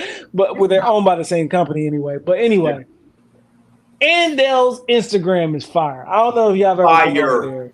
Y'all need to go over there. It's a whole different element, vibe, and all of that. And that goes for me too. You go check out my Instagram. You might prefer my Instagram over my YouTube. It's a lot of people I follow on Instagram that I don't follow on YouTube. It's a different world. You know what I mean? It's a different world on Instagram, man. I like Instagram. And if you ever want to find me on Instagram. You're not going to, that's the best place to find me on Instagram because I'm there every day. Even if I'm not like actually looking at content, I'm there talking to my family, which is Broke, Q, Cam, Polo. I talk to them pretty much every day. Now, Cheryl said, Broke, are you on tomorrow? Sure, we just gave you 3 hours, Cheryl. Good Lord. No, we're gonna let y'all have y'all Easter Sundays. No, I want y'all to enjoy y'all Sunday. Me, you, Janet, Homestead Aquarius, Turf. We gave you everything. This all we got. Janet, you got anything left, Janet? Say that again? You got anything left, or you gave the chat everything you had? I don't know. Who's Janet going? Who you gonna go check out, Janet? I'm going to check out yours and the other guy down there. I just subscribed to. Homestead Aquarius. Yeah, I'm going to go and check those out. And I've still got people I've subscribed to. I haven't watched a lot of since the Soil Family Expo that I want to go and do more watching. So. Yeah, I always say give it 3 videos. Give it 3 videos. That's what I always say. Give it 3 videos because it could be an off video. I'm not on Instagram, just Facebook and YouTube, and you won't find me on Facebook. I don't post much on there, and nothing about my homestead deal I post on Facebook. Okay, so I'm just going. Well, I'm not going. I don't think I'm following you yet, Janet. I think I am. I've only got 12 or 13 followers, so I don't have that many. On YouTube? Yeah. You got you definitely got 14 now. I'm coming, Janet. Janet, I'm coming. As soon as we get done, I'm coming. Now, Turf Therapy channel is dropped in the chat. Thanks, Andale. And Janet channel. Now, when you go to Turf Therapy channel, you watch his video. It's not just lawn care. It is also garden. He does every video ain't gardening. So you go back to the playlist because those videos, and I'm gonna use one of your words, Turf. Those videos are evergreen videos that are good from now to 5 years from now. You know what I mean? So the information that's in that video is good information. It's good information. So you don't have to always wait for somebody to make a brand new video to get some worth out of it. go to the playlist and go through his playlist. He got some awesome videos out there. This is my garden mentor. I ain't never told him that. Look, I don't know how you feel about that. You and Q are my garden mentor. That's all I'm saying. That's all I'm saying. And Big Broke over here doing big things, baby. And that if they my mentor, go watch them, man. I appreciate that, Broke. I do. You said something that I do want to bless the community with, the community of creators with that. I drop on you and Q all the time, right? Because I have been doing this a little bit longer than y'all. I'm gonna give you an example. The video that I referenced earlier, the Welch's to Wine video that I did 2 years ago. It's been 2 years since I did that video where I showed people the simplest, easiest way to take grape juice, Welch's grape juice, and turn it into wine. Because I did this whole long, intricate, into details, my kind of style of way of doing wine with all these weird things that people didn't have, siphons, these airlocks, a whole bunch of stuff that people didn't have. They enjoyed watching it because it was fun to watch live, taking sips and getting a little bit too tipsy live, just tasting your own stuff. But it was a good time. We had a really good time. So I wanted to simplify it. I made that video. When I released that video, I think the first week that video was out, I think it had maybe a few hundred videos. This was 2 years ago, right? And this is just to bring meaning to the evergreen content. Probably 6 months went by. The video maybe had about 2,000-3,000 views on it. 6 months after I did the video. You go look at that video today, that video has over 140,000 views. So that's the beautiful thing about YouTube. It's evergreen content. If you put your best foot forward and you put something quality out there, just because it doesn't catch fire right away, just because it seems like people don't value the hard work that went into that video right away, if you put your best foot forward, the beautiful thing about YouTube is it's the second largest search engine on the internet. You got Google, you got YouTube. Who on YouTube? Everybody. I'm saying, who own YouTube? Who own YouTube? Google. Google owns YouTube. I thought you said who own YouTube? Everybody on YouTube. But yeah, so second largest, and it's evergreen material that will be there and it can help people on the long term. That video, like I said, 2 years ago was a flop. Today it's booming. I got so many people commenting on that video that I'm actually going to prioritize making a couple of more wine videos this year. I was supposed to do it during the off season. We had a baby, so it didn't happen. I had every intention of doing it, but it just didn't happen. But I'm actually going to work it into some content this year because I can see that it's actually doing some numbers and it's helped a lot of people. A lot of people just didn't know how to do these basic recipes, and I'm just going to give them some different ones. So the funny thing is, I bought all the juice that I said that I was going to do the video for this past winter. I just never got to it. So it's all there. I got all the ingredients I need. I just need to get to it. So now, something else. When you leave here and you still want to have a good time, go over to Hands in the Dirt. He just went live. He just went live with the chat. He has a special guest. Now, when you get over there, don't just go over there and let them know your old cousin BrokeFarmer said hi. Just go in there. Your first comment, BrokeFarmer said hi. That's all you got to do. Now, we're going to head out here. I appreciate y'all sticking around. And God, look, 64 of y'all hung around for 3 hours. Good Lord. That's good. Janet, you doing your thing down there then. Because I've never held that number for that long time. So thank y'all to all your moderators. Thank you for everybody coming through. Turf Therapy, thank you for blessing us coming through with the big brain. Janet, thank you for coming through, having a good conversation for us, and keeping everything flowing forward. Appreciate it. Hey, happy Easter, y'all. That was my Easter speech. That's what I know. This is no lie. When I was 6 years old, that was my Easter speech. Happy Easter, everybody. Okay. All right, I'm done acting crazy. All right. Y'all have a good one. All All right. right, see y'all. I'll see you in the chat, bro. All right.